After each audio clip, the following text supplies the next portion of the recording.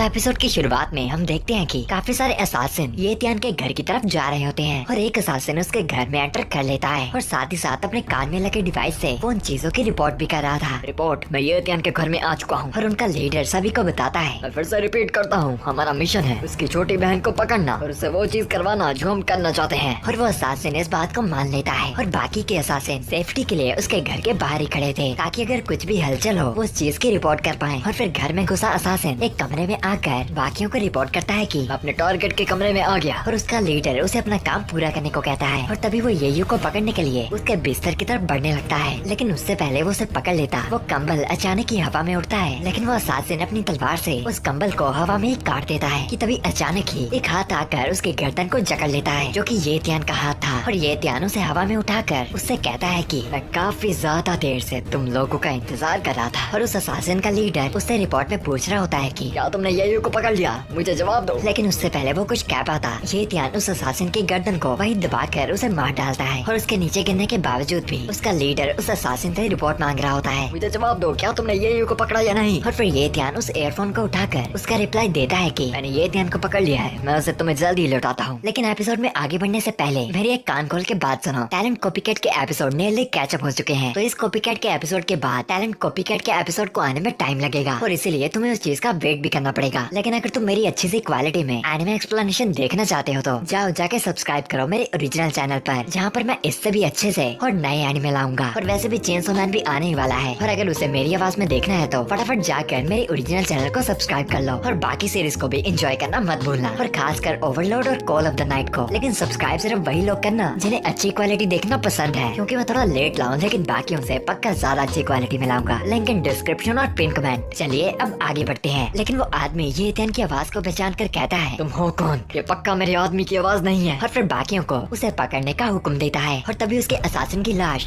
ये त्यान के घर की खिड़की से नीचे पड़ती है। और फिर बाकी असासिन उस लाश के पास जाकर देखते हैं तो उन्हें पता चलता है कि उनका आदमी मर चुका है। और फिर उनका लीडर सभी को बताता है, सभी सावधान रहो, उस बंदे ने पक्का अपने साथी बुलाए हैं। और एक तरफ गायब हुआ ये त्यान उनके पास जाता हुआ सोच रहा होता है कि मदद और मैंने इस पूरे लेना बेस में आखिर मेरे अलावा मो फैमिली के खिलाफ कौन जा सकता है। और तभी हल्की फुल्की आवाज से वहाँ के असासिन को पता चल जाता है कि वहाँ पर कोई है, और वो चिल्लाते हुए बोलते हैं, कौन है वहाँ पर, अपने आप को दिखाओ। लेकिन जब कोई रिएक्शन नहीं आता उस असासिन को लगता है कि वो सिर्फ उसकी गलत फहमी थी। लेकिन तभी एक रोशनी आती है और उसी असासिन का सिर धड़ से अलग हो जाता है और उसके सामने से गुजर रहा होता है। अपने आप को सामने दिखाता है ये त्यान, और वो बाकियों की तरफ देख कहता है, दूसरा भी क्या। और सभी लोगों को लगता है कि वो ये त्यान नहीं बल्कि कोई शैडो असासिन है जो कि उसने हायर कर रखा है। और वो सभी भागते हुए इधर उधर फैलने लगते हैं, लेकिन कोई फायदा नहीं होता क्योंकि ये त्यान अपने स्पीड टैलेंट को एक्टिवेट करता, अपने हाथ में अपना हथियार पकड़ता है और अपनी स्पीड से और दो असासिन को काट डालता है। और बाकी सभी तो देखते ही रह जाते हैं इस खतरनाक सी स्पीड को। और गुस्से में ये त्यान अपनी स्पीड से बाकी असासिन की तरफ भी बढ़ पड़ता है और उसे भी काट डालता है। और फिर हवा में एक असासिन जब ये त्यान को एक जगह पर खड़ा देखता है वो छलांग लगाता उस पर हमला करने की कोशिश करता है, पर ये त्यान अपनी स्पीड से उसे डोज कर लेता है और उसे भी काट कर आगे बढ़ता है बाकी भाग रहे असासिनों की तरफ। और फिर शैडो ब्लेड का इस्तेमाल कर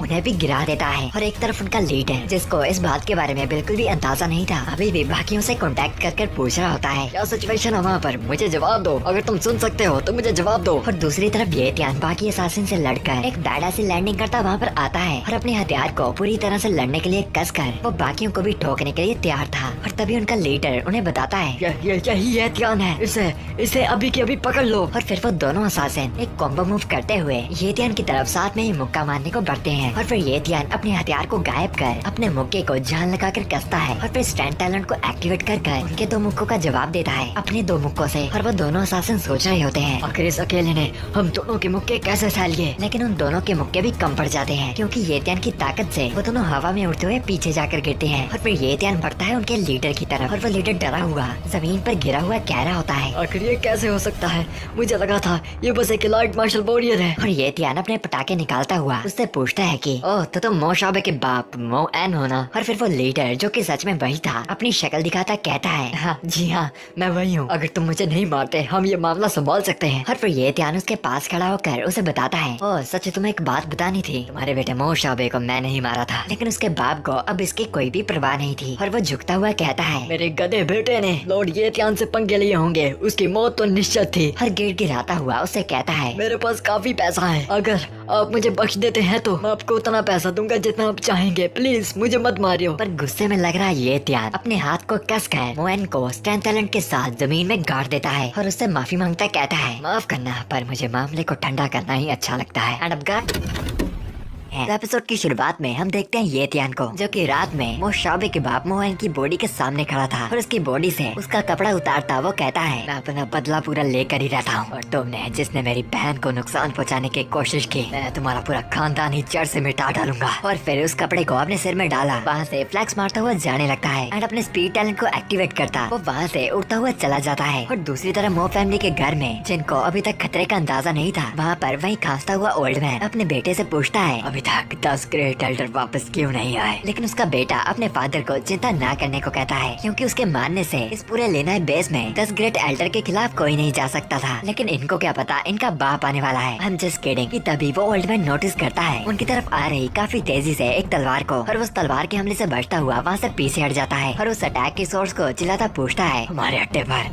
हमला करने की कोशिश किसकी हुई। और तभी वो जमीन में लगा हथियार अपने आप ही हवा में उड़ता हुआ अपने मालिक के पास चला जाता है। एंड ऑफ कोर्स वो बंदा और कोई नहीं बल्कि ये त्यान होता है जो कि उन दोनों को कहता है वाह तो तुमने अपने बंदे मेरे पीछे भेज दिए और अब मुझे पूछ रहे हो कि कौन हमला कर रहा है। काफी मजेदार और अजीब बात है। और उस बुढ़े का बेटा चिल्लाता कहता है तुम तो ये त्यान हो, आखिर तुम यहाँ पर कैसे हो सकते हो और 10 एल्डर्स कहाँ हैं? एंड ये त्यान उस बात का जवाब देता उसे कहता है चिंता मत करो तुम उनसे जल्दी मिलोगे नरक में। एंड इस बात से वो बंदा बहुत ही गुस्सा था और अपनी तलवार को पकड़ा ये त्यान उस बंदे पर हमला करने को टूट पड़ता है। और ये त्यान अपने अटैक कर रहे हाथ पर सारी स्पीड टैलेंट की फोर्स यूज करता है ताकि वो एक हमला काफी ज्यादा तेज हो। और वो बंदा उससे बचने की कोशिश तो करता है लेकिन इतने तेज और स्पीड अटैक से नहीं बच पाता और ये त्यान उसे अपनी तलवार से काट डालता है और वो बंदा भी बेहोश होकर वहीं घायल जमीन पर गिर जाता है। जिसे देख वो ओल्ड मैन बहुत ही हैरान हो अपने बेटे के पास आ उसे गोद में पकड़ चिल्लाता है और फिर जोर से चिल्ला पड़ता है तू हरामजादा है, तूने मेरे बेटे को मारा। लेकिन ये त्यान उससे बिल्कुल नहीं डरता, उसे कहता है ओह एक सीक्रेट आर्ट मैंने ये पहले भी देखी है, ये वही है ना जो तुमने माइटी आर्ट से बचने के लिए इस्तेमाल की थी। लेकिन वो बुढ़ा तो उस सीक्रेट आर्ट को यूज करता बहुत ही गुस्सा था और उसके आसपास से पावरफुल से बिजली का ऑरा आ रहा था और वो चिल्ला रहा था मेरे बेटे को मारने की हिम्मत की तुमने। और तभी उस सीक्रेट आर्ट के सहारे उस बुढ़े के डोले शोले बहुत ही ज्यादा बफ हो जाते हैं। मुझे तुम्हारी मौत चाहिए या फिर कहूँ वो पूरा का पूरा ही काफी बफ हो जाता है। अब तो यकीन करना भी मुश्किल था यही वो बुढ़ा था जो पहले बीमार पड़ा था और वो येतियान पर हमला करने उसकी डायरेक्शन पर कूद पड़ता है और अब वो काफी तेज हो गया था और येतियान देख तो पाता है उसकी तरफ आते बहुत ही बड़े मुक्के को, लेकिन वो उसे डोच नहीं कर पाता और उस तगड़े से मुक्के के लगते ही वो पत्थरों को तोड़ता हुआ काफी दूर जाकर गिरता है। लेकिन अपने आप को सीधा कर फिर से संभालता हुआ वो लड़ने को तैयार होता है और वो बुढ़ा भी वहाँ से बाहर आता येतियान को मरने के लिए तैयार होने को कहता है क्योंकि अब येतियान की हड्डियाँ तोड़ तोड़ कर वो उसका रस भी निकाल दे उसे फिर भी शांति नहीं मिलेगी। एंड यस वो बुढ़ा भी काफी बैडास बन गया था और येतियान की तरफ बढ़ रहा था और तभी उस बुढ़े के गार्ड येतियान को देखकर उसे असासिन समझकर उसकी ओर जाने लगते हैं उस पर हमला करने के लिए। और येतियान अपने लड़ने की पोजीशन में आकर अपने शैडो टैलेंट को एक्टिवेट करता उन्हें कहता है अभी तो मैंने तुम्हारे फैमिली का हेड उड़ाया है और तुम अभी से अलर्ट में आ गए। मो फैमिली सच में बेवकूफों से बर रखी है। एंड उसका सीधा सीधा मतलब था कि अगर तू बैड है तो मैं तेरा बाप। और वो बुढ़ा उन सभी को येतियान को मारने को कहता है एंड उसके सिपाही उसकी तरफ बढ़ते हैं कि येतियान उनकी तरफ और शैडो टैलेंट को एक्टिवेट कर उन सभी के सामने अचानक ही आ जाता है और अपने शैडो ब्लेड अटैक से एक ही बार में उन सभी को काट डालता है। एंड उस बुड्ढे को भी समझ नहीं आ रहा था कि आखिर ऐसी चीज मुमकिन कैसे हो सकती है, एक आदमी जो हद से ज्यादा टैलेंट यूज कर पाए। और वो बुढ़ा सभी को अलर्ट पे होने को कहता है क्योंकि येतियान के पास एक ग्रेट वॉरियर की ताकत थी। और येतियान उस बुढ़े की तरफ बढ़ता उसे कहता है तो चलो देखते हैं कि तुम्हारी सीक्रेट आर्ट कितनी देर तक टिकती है। और वो ओल्ड मैन में अपने हथियार को बाहर निकालता येतियान पर अपना हमला कर देता है और उस बड़ी सी तलवार को येतियान ने अपनी छोटी सी तलवार से रोक लिया था। और एक तरफ इनकी खतरनाक लड़ाई तो चल रही थी, उन्हें नहीं पता था कि उनके ऊपर कोई नजर रख रहे हैं। और उन दोनों में से एक मिस्टीरियस बंदा कहता है क्या मो फैमिली का ग्रेट वॉरियर यहाँ पर लड़ाई में पार्टिसिपेट कर रहा है? ये जो कोई भी है इसकी लड़ाई का तरीका बहुत ही ज्यादा इम्प्रेसिव है। और फिर वो दूसरे बंदे यानी अपने यंग मास्टर से पूछता है क्या मैं देख क्या हूँ ये चल क्या रहा है? लेकिन उसका यंग मास्टर उसे कहता है इतनी जल्दी में भी मत पड़ो एल्डर जी। और फिर अपनी शक्ल को दिखाता कहता है पहले देख लेते हैं इस लड़ाई का नतीजा क्या निकलता है। एपिसोड की शुरुआत में हम देखते हैं कि येतियान और उस बुड्ढे के हथियार आपस में टकरा रहे होते हैं और उन दोनों से बहुत ही खतरनाक सा ओरा निकल रहा था। लेकिन उन्हें नहीं पता था कि उन दोनों पर कोई नजर रख रहा है। और येतियान उस ओल्ड मैन के बड़े से हथियार को पीछे कर देता है और उस पर अपना हमला करने की कोशिश करता है। लेकिन वो बुढ़ा न हार मानता हुआ चिल्लाता हुआ येतियान पर हमला करता है इस उम्मीद में कि वो उसे हरा पाएगा। लेकिन येतियान उसके के सारे हमलों को डिफ्लेक्ट कर देता है और हैरान होता ओल्ड मैन अपने मन में सोच रहा होता है इतनी ज्यादा स्पीड, इसने मेरे हर एक अटैक को ब्लॉक कर लिया। लेकिन येतियान अकेला ब्लॉक थोड़ी ना कर रहा फिर वो काफी तेजी से उस ओल्ड मैन पर अपनी तलवार से हमला कर देता है, जिससे वो ओल्ड मैन थोड़ा सा घायल हो जाता है। लेकिन फिर भी अपने आप को संभालता हुआ वो अपनी पूरी जान लगाकर ये त्यान को अपनी तलवार से तबाह करने की कोशिश करता है। लेकिन ये त्यान उसके ये हमले को भी डॉज कर लेता है। लाइक लिटरली क्या फायदा हाथी होने का जब तुम एक चींटी को न मार पाओ। और वह ये त्यान से बहुत ही ज्यादा गुस्सा था, क्योंकि पावर अलग बात, लेकिन ये त्यान तो तेज भी बहुत था और साथ ही साथ शैडो टैलेंट उसके पास अलग था। और उस खतरनाक से ये त्यान को देखते हुए अब उस ओल्ड मैन को भी खतरा महसूस होने लगा था और वो थका हुआ अपने मन में सोच रहा होता है, अगर ये चलता रहा तो मैं अपनी एनर्जी को उसके साथ थका दूंगा। इसलिए जब तक सीक्रेट आर्ट खत्म नहीं हुई है मुझे फटाफट यहाँ से भागकर लेन फैमिली से मदद मांगनी चाहिए। और ये त्यान उस बुड्ढे को कहता है, ओए ओए हमला नहीं करोगे ओल्ड मैन, या फिर मुझे ये मत कहना कि तुम अभी से ही थक गए। लेकिन वो ओल्ड मैन ये त्यान के चिढ़ावे में नहीं आता और अपनी एबिलिटी का यूज करता न जाने कहां से एक स्मोक बम निकालता है और उसे ये त्यान की तरफ फेंक कर वहाँ धुआं ही धुआं कर देता है, ताकि वो ये त्यान की नजर को भटकाकर वहाँ से दुम दबाता भाग पाए। और ये त्यान उस धुएं में अपने आप को संभालता है और देखता है कि वो ओल्ड मैन फटाफट वहाँ से भाग रहा था। लेकिन ये त्यान उसे जाने थोड़ी न देने वाला था और वो अपनी स्पीड टैलेंट का यूज करता उस ओल्ड मैन का पीछा करने लगता है। और इस वक्त वो दोनों फ्लैश की स्पीड से गुजर रहे थे, लेकिन ये त्यान तो बस उसे खेलना चाहता था कि वो फटाफट अपने स्पीड टैलेंट से उस ओल्ड मैन के आगे पहुंच जाता है। और उस ओल्ड मैन की बुरी किस्मत कि उसकी सीक्रेट आर्ट का इफेक्ट भी खत्म होने लगता है और उसके खत्म होते ही वो जमीन पर गिर जाता है। लेकिन अपने आप को उठाता पूरी कोशिश करता, अपने आप को कोसता सोच रहा होता है कि अब उसे क्या करना चाहिए। और तभी उसके आगे आया ये त्यान उसके करीब आ उसे कहता है, इसे खत्म करने का टाइम आ ही गया मो फैमिली, और अब बारी है तुम्हारी अपने बेटे से मिलने की नरक में। लेकिन वो ओल्ड मैन ये त्यान से विनती करता चिल्लाने लगता है, प्लीज प्लीज रुकिए तो सही छोटे मालिक। और ये त्यान को समझ नहीं आता कि अब वो क्या बोलने वाला है। और वो बुड्ढा चिल्लाता हुआ उसे विनती करता है, छोटे मालिक मैं आपसे विनती करता हूँ, मुझे बख्श दीजिए, मैं आपको पूरी मो फैमिली के खानदान का खजाना दे दूंगा। और ये त्यान तो अपने मन में सोच रहा होता है, ये सब सुना सुना क्यों लग रहा है। एंड यस, अगर आपको याद हो तो मोशाबे के बाप मो एन ने भी मरने से पहले ऐसी ही विनती की थी, लेकिन इस बार ये त्यान उसे कहता है, ठीक है निकालो अपना खजाना और दिखाओ मुझे। और फिर वो ओल्ड मैन अपने टैलेंट को यूज कर अपने हाथ में एक बॉल को लाता है और ये त्यान को उसे दिखाता है। लेकिन तभी उसकी खुशी के मारे हंसी निकल पड़ती है, क्योंकि वो तो उसकी एक चाल थी। और तभी उस गोल बॉल में से काफी सारी जहरीली पिंस निकल पड़ती हैं और ये त्यान उसे नोटिस करता अपने स्पीड टैलेंट के साथ फटाफट पीछे हो जाता है। लेकिन नीडल्स काफी ज्यादा थी तो वो उन्हें अपनी तलवार के साथ डिफ्लेक्ट करता है, लेकिन फिर भी एक नीडल उसके चेहरे पर लगी जाती है। और वो गुस्से में उस ओल्ड मैन को कहता है, सच में हराम खोरी, जैसा कि मो फैमिली से उम्मीद रखे थे, क्योंकि तुम ही लोगों को ऐसी चीजें करने आती है। और वो बुड्ढा खुशी से हंसने लगता है और ये त्यान को कहता है,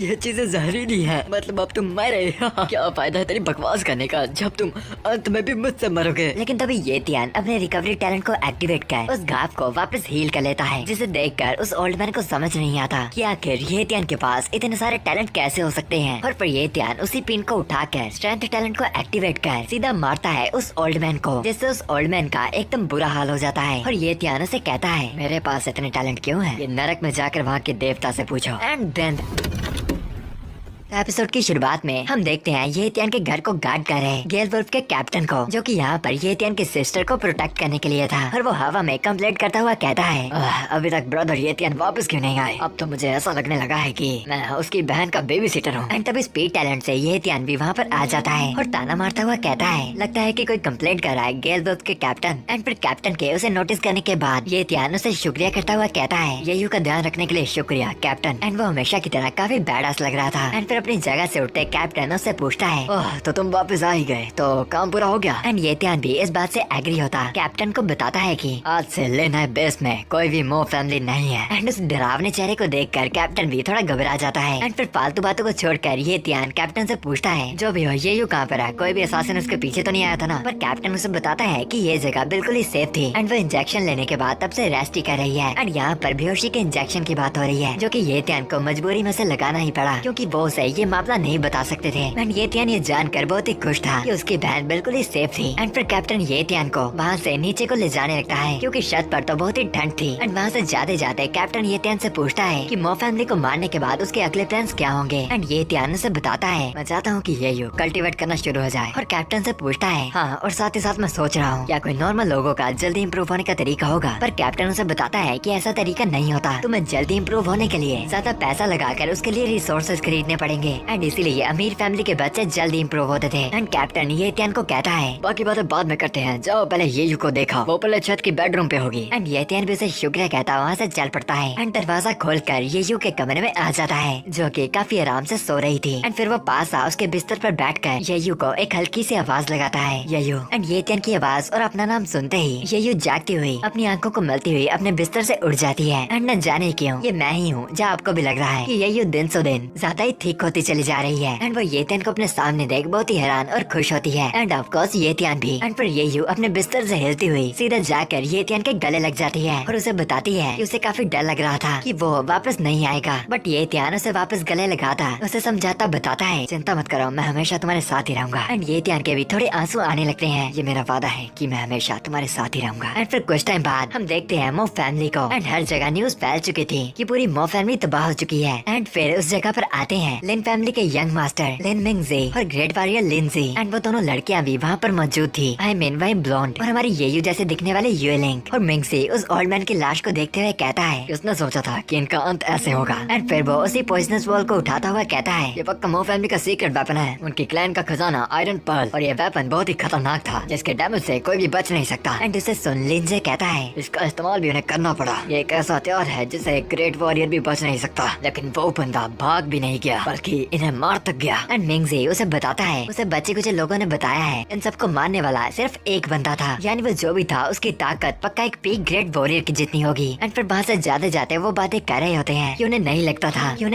था कि वो बंदा उनके लेनाई बेस से होगा, और उन्हें थोड़ा शक ये भी हो रहा था ये सब कुछ आयरन फैंग बेस ने किया है। एंड साथ ही साथ लिंग मिंगजी बताता है कि आयरन फैंग बेस के करीब एक बहुत ही बड़ा मॉन्स्टर पाया गया है जो जल्द ही किंग में बदल जाएगा और आयरन फैंग बेस को उससे निपटना पड़ेगा, लेकिन वो एक ऐसा जीव होगा जो उन सभी के अस्तित्व को खतरा पहुंचाएगा। एंड लिंग से भी इस बात से मानता है। एंड लिंग मिंगजी उसे बताता है जब दो बेसेस इकट्ठे हो जाएंगे नहीं और पुरानी शक्तियाँ दो सेक्शन में बन जाएगी और तब लिन फैमिली भी अपने आप को लिन फैमिली नहीं कह पाएगी। तो वो चाहता था कि वो आयरन फैंग बेस की एडवांटेज ले। एंड वो एल्डर जी से कहता है एल्डर जी आपको पता ही है ना करना क्या है। एंड एल्डर जी को भी पता होता है कि वो हर एक बड़ी फैमिली में लेटर बांट देगा मो फैमिली के रिसोर्सेज को यूज करने के लिए। और दूसरी तरफ ये तियान के घर में हम देखते हैं कि ये तियान अपने बैग से बहुत से एलिक्सर्स निकाल रहा था। एंड गिल्डवुल्फ का लीडर उन्हें देखकर एकदम हैरान था क्योंकि उनकी कीमत तो उसके पूरे मेंशन से भी ज्यादा थी। एंड ये उन्हें देखकर गुस्सा होती उसे कहती है भैया आपके पास इतने पैसे थे जिससे आप शादी भी कर सकते थे एंड आप उन्हें इन फालतू खर्चों में यूज कर रहे हो। बट ये तियान उसे समझाता है कि उनकी भी वैल्यू बहुत ही ज्यादा थी। एंड फिर एक एलिक्सर को पकड़कर येयू के मुंह में डाल देता है एंड उस एलिक्सर को अंदर करते ही येयू के आसपास से अजीब सा ऑरा आने लगता है। एंड वो बताती है कि ये काफी अच्छा महसूस कर रहा है। एंड ये तियान भी उससे खुश होता है। एंड टर्की लोगों अगर मजे ले ही लिया है तो चैनल को सब्सक्राइब कर लो क्योंकि तो एपिसोड की शुरुआत में हमें पता चलता है कि ये तियान फिर से कहीं जा रहा था एंड ये यू इस बात से खुश नहीं होती। एंड ये तियान उसे बताता है कि वो 1000 लीफ फॉरेस्ट में जा रहा है क्योंकि वहाँ पर एक चीज है जिसे वो पाना चाहता था। एंड साथ ही साथ मॉन्स्टर्स के थ्रेट बढ़ने की वजह से आयरन फैंग बेस ज्यादा से ज्यादा लोग लेनाई बेस में भेज रहा था। एंड यहाँ के 2 बचे ग्रैंड मास्टर्स ज्यादा देर तक उन शक्तिशाली मॉन्स्टर्स को नहीं संभाल पाएंगे एंड इसके बाद उन सब पर खतरा आने लगेगा। एंड इसीलिए ये तियान जितना जल्दी हो सके उतना जल्दी और भी शक्तिशाली बनना चाहता था। एंड वो येयू को बताता है चिंता मत करो, मैं उनके डिफेंस के टूटने से पहले और भी ज्यादा शक्तिशाली बन जाऊंगा। एंड यस वो हमेशा की तरह काफी कूल लग रहा था। एंड इस बात का रिप्लाई देते येयू उसे कहती है पर आप अभी तो कुछ देर पहले घर आए थे और अब आप हमेशा की तरह फिर से छोड़कर जा रहे हो। एंड ऑफ कोर्स वो ये तियान की इन हरकतों से बहुत ही नाराज थी एंड चाहती थी कि ये तियान अब उसे छोड़कर कहीं न जाए। बट ये तियान उसे बताता है चिंता मत करो, मुझे कुछ नहीं होगा, तुम जानती हो कि मैं कैसा हूँ और तुम तब तक कैप्टन से बॉडी ट्रेनिंग की टेक्निक सीखते रहना और घर में पड़े एलिक्सर्स को टाइम पे टाइम लेते रहना और अच्छे से कल्टीवेट करना। एंड मानी हुई ये उसे बताती है ठीक है तो अपना ध्यान रखना भैया, मैं आपका घर पर इंतजार करूंगी। एंड इस बात से ये तियान भी खुश था कि अब ये पहले से काफी मेच्योर हो चुकी है। एंड वो कैप्टन को ये का ध्यान रखने को कहता है। एंड हंसता हुआ कैप्टन भी उसे बताता है चिंता मत करो, मुझ पर छोड़ दो, मेरे भाई की बहन मेरी भी बहन ही हुई। एंड तभी उन्हें अपने सामने से जा रहे दिखते हैं एक बाइक में बंदा और उसके पीछे चल रही कार को। एंड कैप्टन नोटिस करता है कि उस कार में आयरन फैंग बेस का निशान था, यानी वो लोग आयरन फैंग बेस से आ रहे थे एंड वो भी काफी ज्यादा। एंड वो बाइक चला रहा हुआ बंदा चिल्लाता हुआ कह रहा होता है, लेनाइस, हम आ रहे हैं। एंड उस बंदे का नाम था सुन फैंग, जो कि सुन फैमिली का 4 ग्रेट जीनियस में से एक था और आयरन फैंग बेस का एक मिड टायर इलाइट वॉरियर था। एंड उसके पीछे पीछे एक नहीं बल्कि बहुत सी गाड़ियाँ चल रही होती हैं। एंड जब वो ये तियान के सामने से गुजर जाते हैं, ये तियान उस मोटर बाइक वाले बंदे का स्टेटस नोटिस करता है एंड देखता है कि उसका कल्टीवेशन टैलेंट हाई टायर का था और स्पोर्ट टैलेंट मिड टायर का, जो कि काफी हाई स्टेटस था। एंड उन सभी के वहाँ से तेजी से जाने की वजह से उनके करीब बहुत ही धुआं हो जाता है, जिससे ये युग खांसने लगती है। एंड ये तियान को तो उन लोगों से बहुत ही बुरी फीलिंग आ रही थी, जैसे कि फिर से कुछ गलत होने वाला हो। लेकिन वह इस बात को छोड़कर ये और कैप्टन को चुपचाप घर के अंदर जाने को कहता है, क्योंकि अब वो वहाँ से जाने वाला था। एंड फिर अपने स्पीड टैलेंट को एक्टिवेट करके वो हवा में कूदता हुआ उड़ पड़ता है। एंड ये अपने भाई के लिए सही सलामती की दुआ करती है। एंड फिर कुछ टाइम बाद फाइनली ये तियान भी 1000 लीफ फॉरेस्ट में पहुँच जाता है, जो कि एक बहुत ही क्रीपी और सुनसान सा जंगल था। एंड वहाँ के पेड़ वगैरह ज्यादातर मुरझाए हुए थे, जहाँ से गुजरता हुआ ये तियान भी कहता है, ये कितनी अजीब और खाली सी जगह है। एंड तभी वो अपने सामने नोटिस करता है किसी के पंजों के निशानों को एंड उसकी तरफ झुकता हुआ कहता है कि मेरे ख्याल से ये एक ब्लैक वुल्फ पैंथर के पैरों के निशान होंगे। एंड अगर वो मुझे मिल गया तो मैं अपने स्पीड टैलेंट को और भी बढ़ा पाऊंगा। एंड तभी वो नोटिस करता है जंगल में मच रहे शोर की आवाज को। एंड वो पक्का किसी की लड़ाई की आवाज थी। इतनी ज्यादा शक्तिशाली फोर्स, पक्का ही करीब में कुछ शक्तिशाली मॉन्स्टर्स लड़ रहे होंगे, मुझे जल्दी से उनके पास जाना होगा। एंड फिर वो स्पीड टैलेंट को एक्टिवेट कर उस शोर के सोर्स की तरफ चल पड़ता है। एंड वहाँ जा वो देखता है एक बहुत ही बड़े एप से बीस्ट को, जो कि तो छोटे बीस्ट पर अपने बड़े शरीर से हमले कर रहा था। लेकिन वो दोनों छोटे बीस्ट अपनी तेजी से उसके हमले से बच रहे थे। एंड दूर से ये सब देख रहा ये तियान समझ जाता है वो छोटे मॉन्स्टर्स गोल्ड ड्रैगन पैंथर्स थे, जो कि एक रेयर म्यूटेंट स्पीशीज थे। एंड ये स्पीशीज ब्लैक वुल्फ पैंथर से भी ज्यादा शक्तिशाली थी एंड तेज भी। एंड उसकी स्पीड भी एपेक्स टायर स्पीड टैलेंट की होनी चाहिए। एंड उन पर हमला कर रहा गोरिल्ला पक्का एक हाई टायर का मॉन्स्टर होगा, जिसकी लड़ने की शक्ति एक पीक के ग्रेट वॉरियर के बराबर होगी। एंड क्योंकि वो दोनों gold dragon panthers mid tyre के मॉन्स्टर्स थे, वो अपने स्पीड टैलेंट से उस मॉन्स्टर से बच तो पाएंगे, लेकिन उस गोरिल्ला को हराना उन दोनों के लिए भी बहुत ही मुश्किल होगा, क्योंकि उनके हमले उस पर कुछ ज्यादा असर नहीं करेंगे। एंड ये तियान अपने मन में सोच रहा होता है, इस लड़ाई के बीच में उस स्पीड टैलेंट को कॉपी कैसे करूं। एंड तभी उसके पीछे से एक छोटा सा बीस्ट आता है एंड ये तियान के पैर को हल्का सा चाटने लगता है, जिसे जकदम ही देख ये तियान थोड़ा घबरा जाता है। एंड उस छोटे से पूछता है कि वो वहाँ पर क्या कह रहा है। एंड तभी सरप्राइजिंगली होता क्या है, वो बीस्ट अपनी पावर का यूज कर ये तियान से बात करता है, मास्टर मैं अपनी लाइट ऑफ स्पिरिट को ऑफर कर मैं आपके साथ एक मास्टर और सर्वेंट का कॉन्ट्रैक्ट रखना चाहूंगी। एंड मैं आपकी सबसे लॉयल सर्वेंट रहूंगी। एंड क्योंकि वो लड़की की वॉइस में बात कर रही थी, तो यानी वो एक फीमेल मॉन्स्टर था। एंड पहले तो ये तियान उस मॉन्स्टर की बात करने से हैरान होता है, लेकिन फिर शांत हो उस छोटे मॉन्स्टर से पूछता है कि आखिर उसने ये तियान को उसके मास्टर के तौर पर क्यों चुना। एंड वो प्यारी सी छोटी सी बीस्ट ये तियान को बताती है कि वो ये तियान से एक बहुत ही खास स्पीड टैलेंट का ऑरा महसूस कर पा रही थी। एंड फिर ये तियान उस बीस्ट की स्टेटस विंडो चेक करता है एंड देख कर पाता है उसका इनेट टैलेंट एपेक्स टायर का था, स्पीड टैलेंट भी एपेक्स टायर का, and duress talent mid tier का, and healing talent novice tier का। एंड ये सारे के सारे शक्तिशाली टैलेंट थे, मतलब कि हर एक डिवाइन बीस्ट के पास 2-3 से भी ज्यादा टैलेंट होते थे। एंड वो बीस्ट ये तियान से मदद मांगती कहती है, मास्टर मदद कीजिए, मेरे पेरेंट्स बहुत ही बड़े खतरे में हैं एंड मेरी माँ भी पेट से है, प्लीज उन्हें बचाइए। एंड पेरेंट्स से वो इन दोनों की बात कर रही थी, जो अभी उस गोरिल्ला मॉन्स्टर से लड़ रहे थे। एंड ये तियान उसकी मदद करने को तैयार हो जाता है एंड उस छोटे से बीस्ट को नाम देता है, तो आज से तुम्हारा नाम होगा लिटिल जिन और तुम मेरे पहले पेट होगे। एंड फिर उसके सामने एक ऑप्शन शो होता है लिटिल जिन के स्पीड टैलेंट को अपने स्पीड टैलेंट से फ्यूज करने का। एंड ऑफ कोर्स ये तियान उसे फ्यूज कर देता है, मतलब कि अब बारी आ चुकी थी उस गोरिल्ला मॉन्स्टर से लड़ने की। And then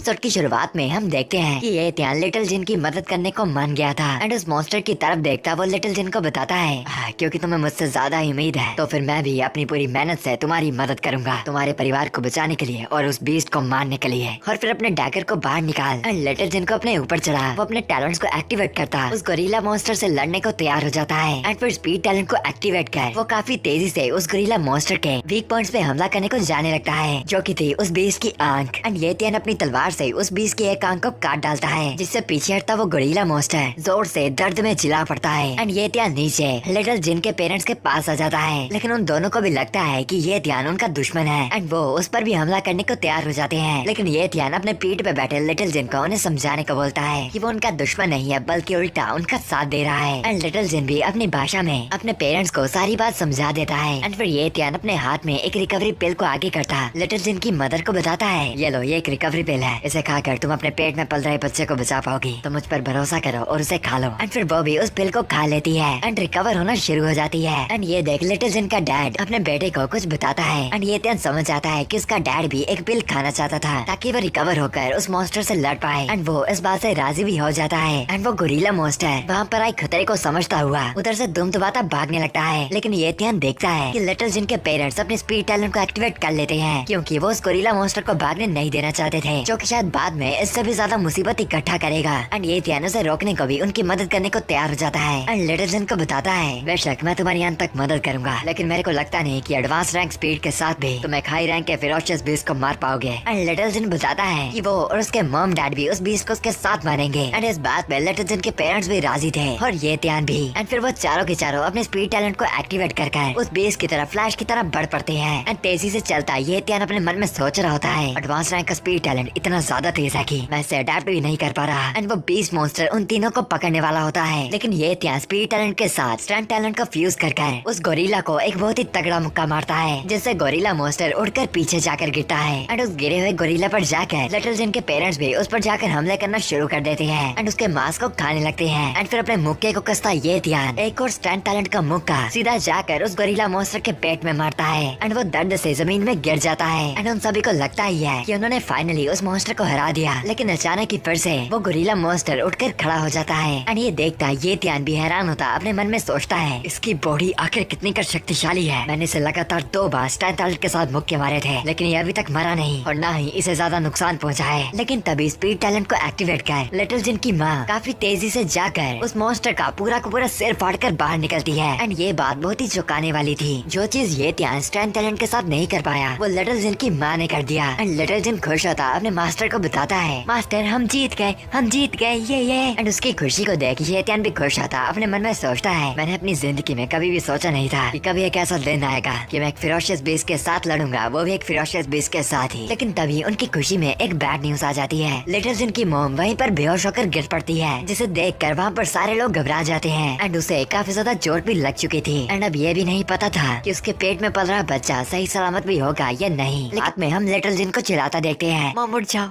mom. एंड वो ऐसा इसलिए चिल्ला रहा था क्योंकि उसकी मॉम वहाँ पर बेहोश हो गई थी। एंड ये त्यान लिटिल जिन को बताता है उस खतरनाक लड़ाई की वजह से और उस खतरनाक अटैक के इम्पैक्ट की वजह से इसके अंदर यहाँ पर बहुत ही चोट आई होगी। लेकिन फिर अपने हाथ से एक पोशन को निकालता वो बताता है लेकिन काफी लक है कि मैं अपने साथ हीलिंग मैजिक लेकर आया था। और उस फीमेल लेओपार्ड के सामने वो उस पोशन को यूज करने को तैयार हो जाता है। एंड उसे वो मेडिसिन पिलाकर वो बताता है ये मेडिसिन तुम्हारा शरीर अंदर से बिल्कुल ठीक कर देगी एंड टाइम के बाद तुम बिल्कुल ठीक हो जाओगी। एंड उस हीलिंग पोशन का असर शुरू भी होने लगता है एंड धीरे धीरे कर लिटिल जिन की मॉम की दर्द कम होने लगती है। एंड लिटिल जिन भी अपने मास्टर को शुक्रिया करता बताता है मास्टर आपका बहुत ही शुक्रिया। मेरी मॉम कह रही है कि अब उनको बहुत ही अच्छा महसूस हो रहा है। एंड ये त्यान ये जानकर बहुत ही खुश होता है कि वो अच्छे से लिटिल जिन की मदद कर पाया। एंड तभी हम देख पाते हैं झाड़ियों में चमकती हुई काफी सारी रोशनी को। एंड वो रोशनी और किसी की नहीं बल्कि काफी सारे जंगली बीस्ट की आंखों की थी। एंड फिर हम उन बीस्ट को सामने देख भी पाते हैं जो कि बहुत ही खतरनाक थे और साथ ही साथ एक झुंड में आए थे। एंड लिटिल जिन अपने मास्टर को बताता है मास्टर ध्यान रखिएगा ये ब्लैक वुल्फ पैंथर्स हैं, ये वही हैं जिन्होंने उस गोरिल्ला मॉन्स्टर को यहाँ पर लाया था। एंड ये त्यान उस पूरी बात को समझता कहता है मुझे देखकर तो लगता है कि ये तुम्हारे पेरेंट्स की जगह लेकर इस जंगल के नए रूलर्स बनना चाहते हैं। एंड लिटिल जिन बताता है कि ये त्यान इस बात से बिल्कुल सही था, लेकिन ये त्यान अपनी स्किल्स को एक्टिवेट करता हुआ उन बीस्ट को डराता कहता है माफ करना पर मैं इस बात से एग्री नहीं करता और तुम नमूने इस जगह को लेने के काबिल नहीं। एंड तभी वो स्पीड टैलेंट से काफी तेजी से उनके ऊपर आ जाता है एंड एक ब्लैक वुल्फ पैंथर को वहीं पर लात मारकर बेहोश कर देता है, जिसे देखकर बाकी ब्लैक वुल्फ पैंथर की फट जाती है एंड उनकी आगे बढ़ने तक की हिम्मत भी नहीं होती। एंड फिर ये त्यान लिटिल जिन को उठाकर उन्हें कहता है सुनो तुम सब, आज से ये तुम्हारा नया रूलर होगा और जो मेरी बात के खिलाफ किया उसका अंजाम तो पता ही है। एंड फिर अगले सीन में जब लिटिल जिन की माँ भी हील हो चुकी थी हम उनको जंगल के रास्ते से जाता हुआ देखते हैं। एंड ये त्यान लिटिल जिन को बताता है कि उसकी मॉम की हेल्थ अभी ठीक हो रही है तो इसीलिए अभी उसे ज्यादा नहीं चलना चाहिए। एंड लिटिल जिन की मॉम उसे अपनी भाषा में कुछ कहती है जिस बात को लिटिल जिन ये त्यान को ट्रांसलेट कर सुनाता है मास्टर मॉम कह रहे हैं कि वो आपको एक तोहफा देना चाहती हैं। एंड ये सुनता ये त्यान भी उस तोहफे के बारे में क्यूरियस हो जाता है। एंड वो चलते चलते फाइनली एक केव के पास पहुंच जाते हैं। एंड ये त्यान वहाँ पर एक लगी हुई हब को पाता है जो कि एक स्पिरिचुअल हब थी। एंड लिटिल जिन बताता है कि यही उसकी मॉम का गिफ्ट था, लेकिन इस हब को खिलने में कम से कम भी 30 दिन लगने वाले थे, मतलब उनको इसका 30 दिन के लिए वेट करना पड़ेगा। एंड ये त्यान भी उस हब को हाथ लगाता कहता है 30 दिन हाँ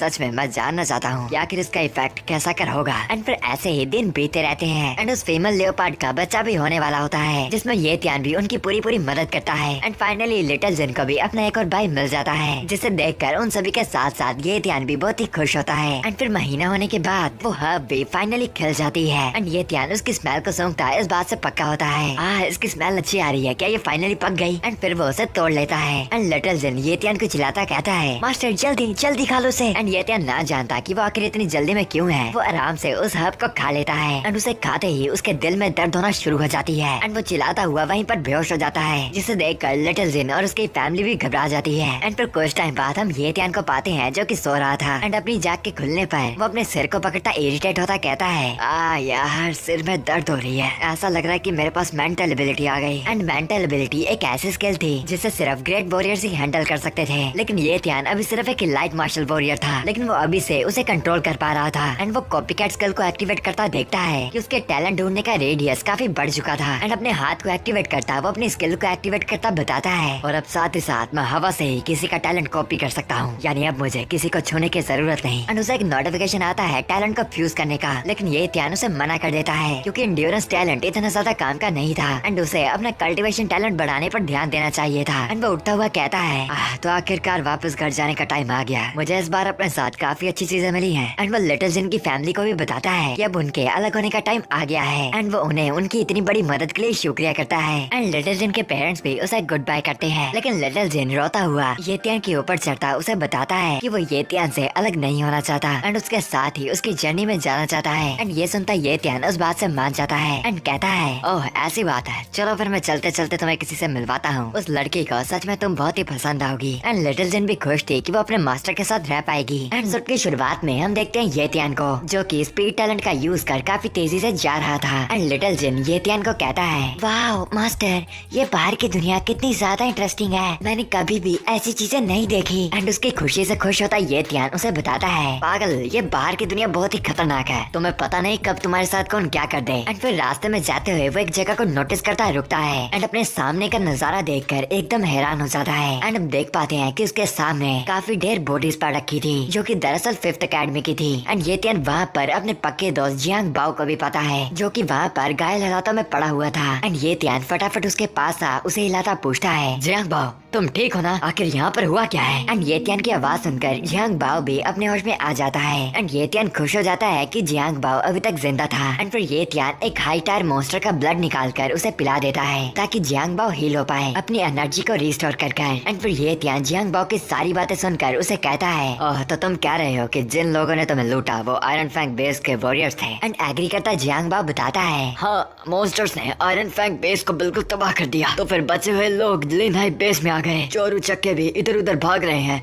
सब कुछ एकदम बिखरा हुआ है। एंड ये त्यान पूछता है कि अभी बेस का इंचार्ज कौन था। एंड जियांग बाओ बताता है कि लिनहाई फैमिली अभी भी इंचार्ज थी, लेकिन कुछ ना कुछ तो गड़बड़ लग रही थी। लेकिन ये त्यान बताता है कि इतना तो उसने भी सोच लिया था कि वो टेक ओवर करने में कामयाब हो जाएंगे। एंड फिर शाम के वक्त सिटी में हम देखते हैं एक डोजो के अंदर हम देखते हैं येयू और गेल वुल्फ के कैप्टन को जो कि साथ में ट्रेनिंग कर रहे थे। एंड कैप्टन एक बार फिर से येयू को हरा देता है। एंड येयू तो हार कर इतना खुश नहीं थी, लेकिन कैप्टन उसे बताता है कि तुम काफी अच्छा कर रही हो, तुम्हें सच में टैलेंट है येयू। एंड येयू अपने उस मास्क को उतार कर कहती है, नहीं ये तो बस इसीलिए है क्योंकि आपने मुझे सच में काफी अच्छे से सिखाया। एंड काफी टाइम बाद हम भी देख पाते हैं येयू को। एंड अब तो काफी ऑडियंस भी खुश हो गई होगी, हर की लौंडो सुधर जाओ। एंड तभी येयू को किसी के तालियां मारने की आवाज सुनाई देती है। एंड पीछे मुड़कर देखने के बाद वो बहुत ही गुड न्यूज को पाती है। एंड वो गुड न्यूज थी कि ये त्यान वहाँ पर खड़ा हुआ था एंड येयू की तरफ देखकर बहुत ही खुश था कि वो सच में अपनी ट्रेनिंग को सीरियसली ले रही थी। एंड बाकी तो इन भाई बहनों का प्यार भी काफी अजीब है। एंड येयू ये त्यान को वापस देखकर फटाफट जाकर उसके गले लगकर चिपक जाती है। एंड ये त्यान उसे शांत करने की कोशिश करता है। एंड तभी ये त्यान के शोल्डर से लिटिल जिन बाहर आता है। एंड येयू उसे देखकर उस किडी का नाम पूछती है। एंड ये त्यान भी उसे बता देता है कि फिर येयू लिटिल जिन को पकड़कर उसे उठाकर अपने साथ ले चलती है। एंड तभी गेल वुल्फ का लीडर आकर ये त्यान को ताना मारता कहता है,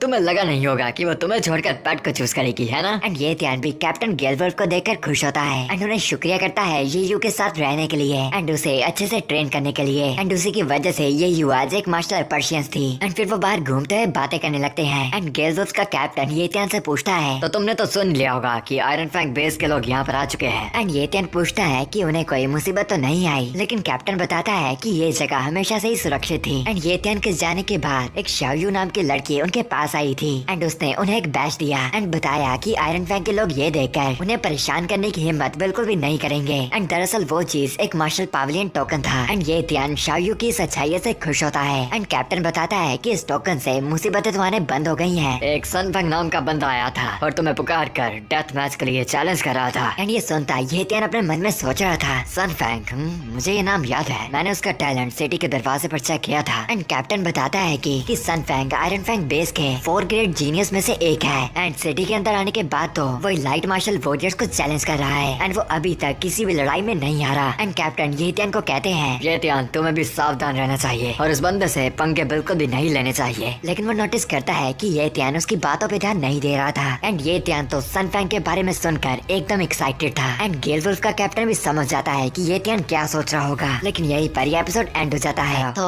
इस एपिसोड की शुरुआत भी वहीं से होती है जहाँ पर ये त्यान और गाइड लीडर बातें कर रहे थे कि तभी रास्ते में एक तेज चलती बाइक की आवाज आती है एंड वो तेज सी बाइक आकर ये त्यान के सर पर रुकती है एंड उसे चलाने वाला और कोई नहीं बल्कि वही सन फैंग था जिसकी अभी अभी वो लोग बातें कर रहे थे। वही खतरनाक जीनियस जो जगह जगह पर शक्तिशाली लोगों को चैलेंज कर रहा था। लेकिन ये त्यान तो अपने सर पर भी बाइक को देखकर बिल्कुल भी घबराता और हैरान नहीं होता एंड फिर बाइक को सीधी करता सन फैंग उसे कहता है तो तुम ये त्यान हो ना, मैंने तुम्हारा नाम सुना है। एंड ये त्यान भी इस बात पर हाँ करता है जिस पर सन फैंग उससे पूछता है तो ये त्यान तुम वापस लौट ही आए हो और तुम्हें पता होगा कि मैं यहाँ पर क्यों आया हूँ। मुझे 10 बजे मिंगुई प्लाजा के पास आकर मिलो, कल हमारा एक ड्यूल होगा और शर्त में रखी जाएगी एक ब्रॉन्ज रैंक की ब्लड स्किल। एंड फिर ये त्यान को भड़काता हुआ वो उससे पूछता है तो बताओ तुम्हारे अंदर आने की हिम्मत है। एंड फिर हम ये त्यान को देखते हैं जो कि सन फैंग के स्टेटस को चेक कर रहा था एंड वो देख पाता है कि सन फैंग का कल्टीवेशन टैलेंट हाई टायर का था एंड उसका स्वॉर्ड टैलेंट मिड टायर का। एंड फिर ये त्यान अपनी कॉपी टैलेंट स्किल को एक्टिवेट करता है एंड अब तो उसे टैलेंट को कॉपी करने के लिए छूने तक की भी जरूरत नहीं थी। एंड फिर टैलेंट कॉपी करने में कामयाब होकर ये त्यान उसे कहता है हाँ बेशक, मैं तुम्हारी चुनौती खुशी खुशी स्वीकार करता हूँ। एंड उसकी हिम्मत से इम्प्रेस होता सन फैंग अपनी बाइक को चालू करता उसे कहता है तो मैं तुम्हारा इंतजार करूंगा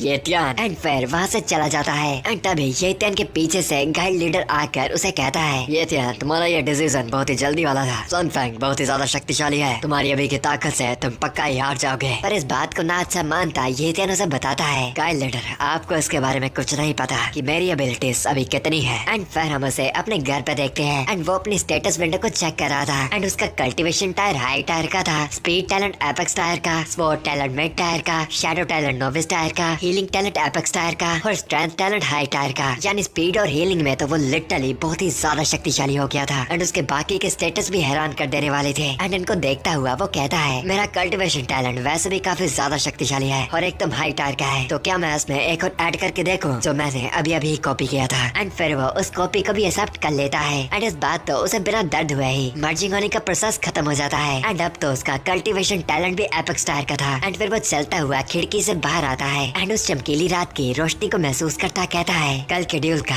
मुझे बहुत ही बेसब्री से इंतजार है। वेल अगर मेरे पास भी ऐसी एबिलिटीज होती तो मेरे को भी होता एंड प्रोबेबली आपको भी। एंड फिर हमें मिंगुई प्लाजा की जगह दिखाई जाती है जो कि थोड़ी थोड़ी एंशियंट टाइप की जगह लग रही थी एंड वहीं पर बैठा हुआ था सन फैंग जो कि वहाँ पर लड़ने के लिए ये त्यान का इंतजार कर रहा था एंड लोग उसे देखते हुए अलग अलग बातें कर रहे थे। ओए सुना तुमने कि सन फैंग ने एक नए बंदे को चैलेंज किया है और साथ ही सन फैंग आज तक कभी भी कोई ड्यूल नहीं हारा। आखिर कौन बदकिस्मती वाला होगा जिसका सन फैंग से पाला पड़ गया है। हाँ मैंने सुना था कि उसका नाम ये से शुरू होता है। हाँ उसका नाम तो ये त्यान था। मैंने सुना है कि वो बच्चा है, तो आखिर सन फैंग उससे ड्यूल क्यों लेना चाहता है। एंड ऐसे ही करते करते ढेरों रूमर्स फैलने लगते हैं एंड लोग तो सन फैंग के अपोनेंट को बहुत ही बदकिस्मत मान रहे थे क्योंकि उन्हें लग रहा था जो भी सन फैंग से लड़ेगा वो एकदम बर्बाद हो जाएगा। जब भी सन फैंग लड़ता है वो अपने दुश्मन का एक तरफ से तबाह कर देता है वो पक्का ये जानबूझकर करता है। एंड वहीं पर हम उस एल्फ लेडी और उसकी मास्टर युएलिंग को भी पाते हैं एंड वो एल्फ गर्ल युएलिंग से पूछती है माय लेडी क्या आपको लगता है कि ये त्यान आएगा, मुझे उसकी थोड़ी थोड़ी चिंता हो रही है। एंड इस बात पर युएलिंग उसे कहती है तुम्हें चिंता करने की जरूरत नहीं, अगर वो सन फैंग को हरा भी नहीं पाया वो जिंदा पक्का बच जाएगा। एंड यहीं पर हम ये यू को भी देखते हैं जो कि गाइड लीडर को कहती है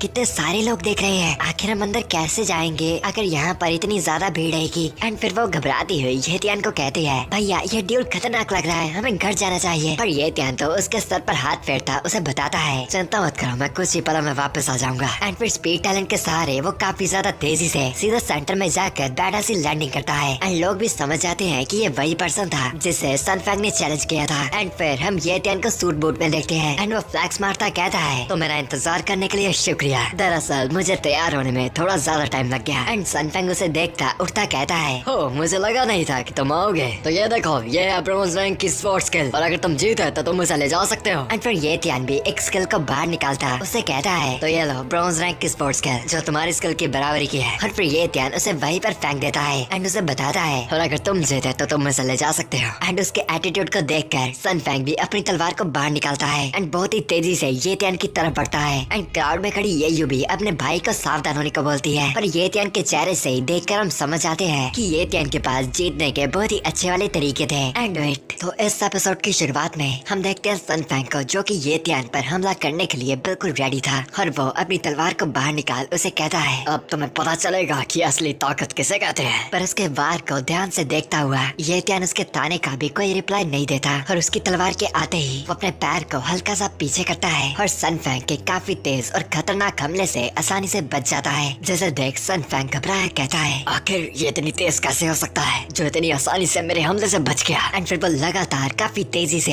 ये त्यान पर हमला करना चालू करता है और ये त्यान भी उसे डोज करना चालू रखता है। और इससे परेशान हुआ सन फैंग ये त्यान को चिढ़ाता कहता है, हरामजादे, क्या तेरी राशि भी एक चूहे की है, क्योंकि तुझे तो सिर्फ मेरे हमलों से बचना आ रहा है। एंड फिर वो अपनी पूरी ताकत लगाकर ये त्यान को मारने ही वाला था कि ये त्यान उसे भी डोज कर उसके नीचे आता है और अपने मुक्के को थोड़ा सा कस कर सीधा उसके पेट में दे मारता है। और यहीं पर सन फैंग की बोलती बंद हो जाती है और यहाँ तक कि उसके शरीर के अंदर की कुछ हड्डियाँ तक भी टूट जाती हैं और वो पीछे उड़ता हुआ दूर जाकर गिरता है। और ये सब देखकर वहाँ पर इकट्ठा हुई भीड़ में से भी सभी लोग ये त्यान के बारे में बातें करने लगते हैं। इसने सन फैंग को हवा में उड़ा दिया, वो भी सिर्फ एक मुक्के से। आखिर ये वन पंच मैन जैसा लड़का है कौन? एंड क्योंकि सन फैंग ने ये त्यान को चिढ़ाया था तो ऐसा हो ही नहीं सकता कि ये त्यान इसका बदला ना ले। और वो बैडस बनता सन फैंग को कहता है, तो क्या मैं तुम्हें अभी भी चूहा लग रहा हूँ? और अगर ऐसा है तो फिर तुम क्या हुए, एक चूहे से भागती हुई भीगी बिल्ली? और इस पर गुस्सा होता सन फैंग उठता हुआ कहता है, तो तुझे अच्छे से लड़ना आता है, तो अगर यही बात है तो अब मैं पीछे नहीं हटूंगा और अब अपनी पूरी ताकत का इस्तेमाल करूंगा। एंड फिर वो अपनी तलवार को कसकर पकड़कर अपने टैलेंट का यूज करने लगता है और उसके चारों ओर एक नीला सोरा इकट्ठा होने लगता है। यानी अब सन फैंग की पावर काफी गुना बढ़ चुकी थी। एंड फिर वो अपनी तलवार के स्पेशल मूव विंड स्लैश का इस्तेमाल करता है। एंड हम देख पाते हैं हवा में काफी सारे बड़े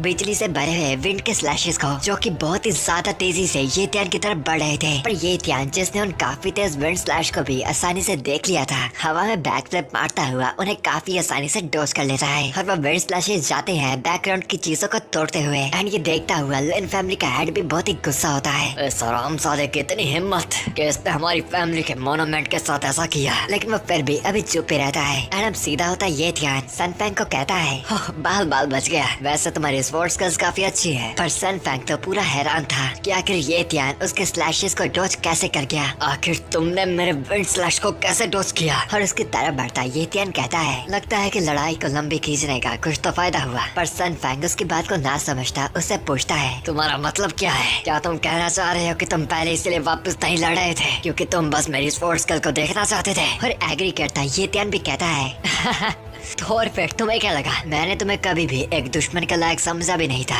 और ना ही तुम लायक हो भी। मैं तो बस इस फोर्स स्किल को देखना चाहता था। क्या तुम इतने बेवकूफ हो जो तुम ये समझ तक नहीं पाए? और अब सन फैंग उस पर बहुत ही गुस्सा हो चुका था और अब अपनी पूरी ताकत का इस्तेमाल कर वो ये त्यान को जान से मारने के लिए बढ़ता है और हवा में आ जाता है अपनी तलवार को लेकर। एंड अपनी पूरी ताकत से वो ये त्यान को तलवार तो मारता है, लेकिन ये त्यान यहाँ पर अपने टैलेंट को इस्तेमाल कर अपने मुक्के से उसकी तलवार को तोड़ देता है और वो टूटी तलवार दूर जाकर गिरती है। एंड फिर वो उसके सर को पकड़कर जोर से जमीन में गाड़ देता है। एपिसोड की शुरुआत में हम देखते हैं कि ये त्यान सन फैंग को पीट देता है। एंड ये सब देखकर वहाँ के सभी लोग हैरान हो जाते हैं कि आखिर कैसे ये त्यान ने सन फैंग को इतनी आसानी से हरा दिया। पर बोर हुआ ये त्यान अपने हाथ की सफाई करता कहता है, वाह ये काफी बोरिंग था, लड़ाई में बिल्कुल मजा नहीं आया। एंड वही पास ही खड़ी ब्लॉन्ड लड़की एम्पायर यूलिंग को बताती है, देखा ये हमारे ये त्यान सर, सच में ये कितने कमाल के हैं। एंड ऑफ कोर्स यूलिंग भी इस चीज से खुश होती है एंड अपने मन में सोचती है ये त्यान, तुम्हें हमारा मार्शल पावेलियन ज्वाइन तो करना ही पड़ेगा, चाहे तुम कुछ भी कर लो, मैं ये करवा कर ही रहूंगी। एंड फिर ये त्यान उस टेबल के पास जाकर उसे उठाकर पीछे कर देता है एंड वहाँ से विंड स्लैश की टेक्निक को उठा लेता है। हर मन में सन फैंग को शुक्रिया करता है, मुझसे आसानी से हारने के लिए शुक्रिया सन फैंग, और तुम्हारे विंड स्लैश के लिए भी। एंड तभी ये यू भी भागती हुई ये त्यान के पास आ जाती है एंड उसे चिपकती हुई पूछती है, वाओ, आखिर आप इतने शक्तिशाली कब बने? ये सच में कमाल की फाइट थी। और ये त्यान भी उसे कहता है, सच में ये तो कुछ भी नहीं था। ये तो ठीक है भैया, पर घर जाकर आप मुझे भी सिखाओगे, क्योंकि अब मैं भी शक्तिशाली बनना चाहती हूँ। एंड उन्हें जाता देखता हुआ लिन फैमिली का हेड अपने ग्रैंड मास्टर बंदे को कहता है, हमारी फैमिली ने मोनूमेंट को गवा दिया है और ये गिराने वाला सन फैंग था। तो मेरी बात सुनो, तुम आज से कुछ दिनों के लिए ये त्यान की छोटी बहन की रक्षा करोगे, क्योंकि सन फैमिली इतनी अच्छी नहीं है जो इस हार को जाने देगी। वो जरूर इसका बदला लेंगे।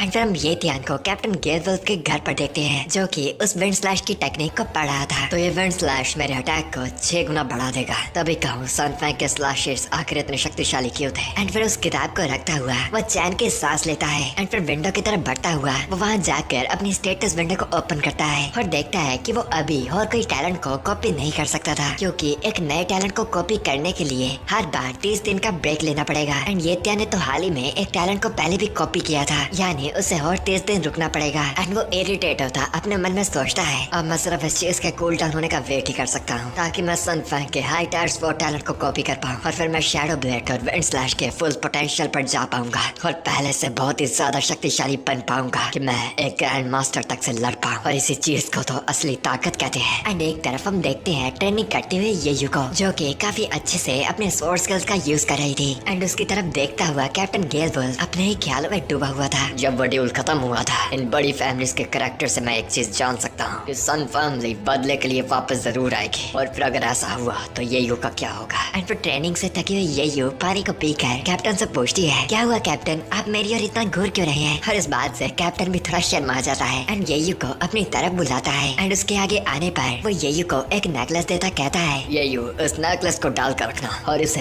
कभी भी मत उतारना। और ये यू को भी वो नेकलेस काफी सुंदर लगता है एंड वो उसे डाल भी लेती है। एंड कैप्टन उसे कहता है, इसे एक बहुत ही जरूरी चीज समझो और इसका अच्छे से ध्यान रखना। एंड ये यू भी इस बात से शुक्रिया करते ये करने से मान जाती है। एंड तभी वहाँ पर भागते हुए कैप्टन की वही पुरानी टीम मेंबर आती है, जिसे हमने पहले भी देखा था। एंड वो कैप्टन को उसके पास मौजूद इंफॉर्मेशन बताने को आई थी। एंड उसे आता हुआ देख कैप्टन उसे पूछता है, तो क्या तुम्हें पता लगा कि अब सन फैमिली क्या कर रही है? एंड वो लड़की बताती है कि वो शॉप्स की जांच पड़ताल कर रहे हैं ताकि वो एक नया बिजनेस खोल पाए। जो समझता हुआ कैप्टन कहता है, एक बिजनेस? लगता है कि सन फैमिली अपने आप को ठंडा रख सकती है, लेकिन जल्द ही वो खून का बदला लेने के लिए आएंगे। एंड वही उनके घर के बाहर हम देखते हैं उसी ग्रैंड मास्टर को जिसे लिन फैमिली के हेड ने भेजा था। एंड वो यहाँ पर ये यू की रक्षा करने के लिए था। एंड फिर पूरा 1 महीना बीत जाता है एंड हम वहाँ से जाते ये त्यान को देखते हैं। एंड वो नोटिस कर लेता है उसके पीछे मौजूद ग्रैंड मास्टर को, जिसने एक काम करने वाले आदमी का बेस ले रखा था। एंड वो ग्रैंड मास्टर उसे देख समझ जाता है, ये बंदा मुझे इन्वेस्टिगेट करने के लिए मेंटल एबिलिटी का यूज कर रहा है। आखिर इसके पास ये एबिलिटी कैसे आई जो कि सिर्फ ग्रैंड मास्टर्स के पास होती है? आखिर इसे ये मिली कहाँ से? एंड यहाँ पर ये त्यान जिसने इन्वेस्टिगेट कर लिया था अपनी टोपी डालता कहता है,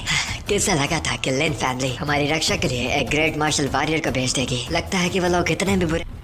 तो इस एपिसोड की शुरुआत में हम देखते हैं ये त्यान को, जो कि मार्शल मार्केट प्लेस पर घूम रहा था। एंड ये एक बहुत ही बड़ी मार्केट थी जहाँ पर हर जगह भीड़ ही भीड़ लग रखी थी। एंड यहाँ पर बहुत सी मार्शल दुकानें थी और उसी भीड़ में चलता हुआ ये त्यान अपने मन में सोच रहा था, इस पिछले महीने में मुझे कैप्टन गेलवुल्फ से सन फैमिली के बैकग्राउंड के बारे में काफी चीजें पता चली है। वो लोग स्पोर्ट टैलेंट की प्योरिटी को पक्का रखने के लिए बहुत ज्यादा हद तक बढ़ सकते हैं, और अगर पैदा हुआ बच्चे में कोई भी इफेक्ट निकलते हैं उसे चुपके से ही मार दिया जाता है। सच में क्या पागल फैमिली है। एंड फिर हम देखते हैं सन फैमिली की नई खुली शॉप को, जहाँ पर उसकी ओपनिंग चल रही थी। एंड उसी के लिए सन फैंग सभी को कहता है, आज हमारे स्टोर्स की ग्रैंड ओपनिंग के लिए सारी आइटम्स 50% ऑफ है। एंड वहाँ के सभी कस्टमर भी उसे शुक्रिया करते हैं एंड सामान को खरीदने के लिए शॉप के अंदर जाते हैं। एंड यहाँ पर ये ध्यान जो कि सन फैंग का स्टेटस चेक कर रहा था उसके स्वॉर्ड टैलेंट को कॉपी कर लेता है एंड उसे दूर से ही कहता है, सन फैंग मैं तुम पर एक जल्द ही मौत निश्चित करता हूँ। एंड फिर वो अपने स्वॉर्ड टैलेंट के साथ उसके स्वॉट टैलेंट को मर्ज कर अपने स्वॉट टैलेंट को हाई टायर का कर लेता है। एंड फिर कुछ टाइम बाद हम उसे देखते हैं एक सेमेट्री पर जाते हुए। एंड वो वहाँ पर अपनी मॉम डैड की ग्रेव पर फ्लावर्स को रखने गया था। एंड उनकी कब्र के सामने खड़ा वो उन्हें कहता है, डैड मॉम मैं आपको मिलने आया हूँ और मैं आपको एक बात बताना चाहता हूँ कि मैं अब यू को एक अच्छी जगह ले जाने वाला हूँ और हम इस लेन हाई बेस को छोड़ रहे हैं। और इसलिए जाने से पहले मैं आप लोगों को देखना चाहता था और आप लोगों को दिखाना भी चाहता था। देखिए मैं पहले से कितना ज्यादा बदल चुका हूँ और कितना ज्यादा ग्रो कर चुका हूँ कि मैं अपनी बहन का अच्छे से ध्यान रख पाऊँ। एंड यहाँ पर ये ध्यान अपनी इमोशनल मूवमेंट में बिजी था कि उसके पीछे से काफी तेजी से कोई आ रहा था। एंड वो सन फैमिली का भेजा हुआ एक असासन था। एंड वो ये ध्यान के पीछे आकर खड़ा हो जाता है। एंड वो ये ध्यान को मारने ही वाला था कि ये ध्यान भी उसे नोटिस कर लेता है। एंड फिर काफी तेजी से पीछे मुड़ता हुआ वो अपनी शॉर्ट स्वॉर्ड को निकाल लेता है और उस असासन के काफी तेज हमले को रोक लेता है। जिससे इम्प्रेस होता वह असासन भी उसे कहता है, तो तुम ही थे जिसने सन फ्रैंक को हरा दिया, लगता है कि तुम ताकतवर तो हो ही। जिस बात से ये ध्यान उसे ताना मारता कहता है, ओह सन फैमिली के कुत्ते,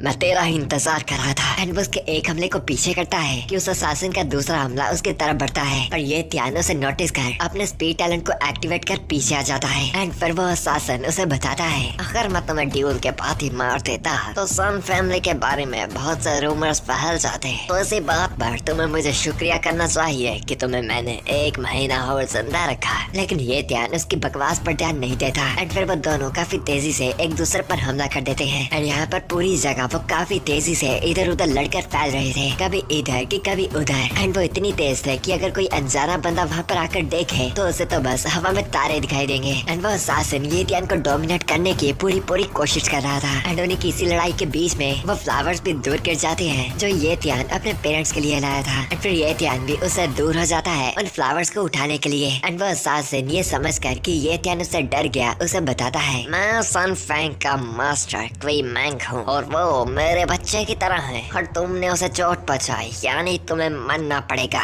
और इस चीज के लिए यह जगह भी बहुत ही ज्यादा अच्छी है और अगर तुम इसे अपना मौका समझकर मेरे सामने झुककर भीख मांगते हो तो मैं भी तुम पर दया दिखाकर और तुम सबको साथ में ही काट दूंगा। ओह हाँ सच, तुम्हारी एक बहन भी थी ना, तो फिर चिंता मत करो क्योंकि चलती वो भी तुम्हारे साथ ही आएगी। और अब ये ध्यान इस बात से बहुत ही ज्यादा गुस्सा हो चुका था और उस असासिन ने उसकी बहन का नाम लेकर यहीं पर अपनी मौत को पक्का कर लिया था। एंड फिर ये ध्यान अपने एपेक्स स्टार स्पीड टैलेंट को एक्टिवेट कर लेता है एंड अपनी जगह से गायब होकर वो उस असासिन के पीछे उसे जोर से लात मारता है और उसे दूर हवा में फेंक देता है। एंड फिर हवा में भी काफी तेजी से उसके पीछे आकर वो उसके कॉलर को पकड़ उसे घुमा कर वापस नीचे फेंकता है। एंड वो असासिन चीजों को तोड़ता काफी दूर जाकर गिरता है। एंड अब उसकी हालात एकदम बद्दी हो चुकी थी। एंड फिर जब उसकी थोड़ी थोड़ी आंखें खुलती हैं, वो अपने सामने फिर से ये ध्यान को पाता है। एंड उसके चेहरे पर एक डरावना सा गुस्सा देख वो उसे कहता है, तुम एक ग्रैंड मास्टर हो। एंड फिर ये ध्यान उसे यहीं पर मार देता है और फिर उस असासिन की लाश में से उसे ट्विलाइट ब्लेड नाम की एक ब्लेड स्किल मिलती है और साथ ही एक वेपन भी जिसे उठाकर वो कहता है, स्किल तो अच्छी थी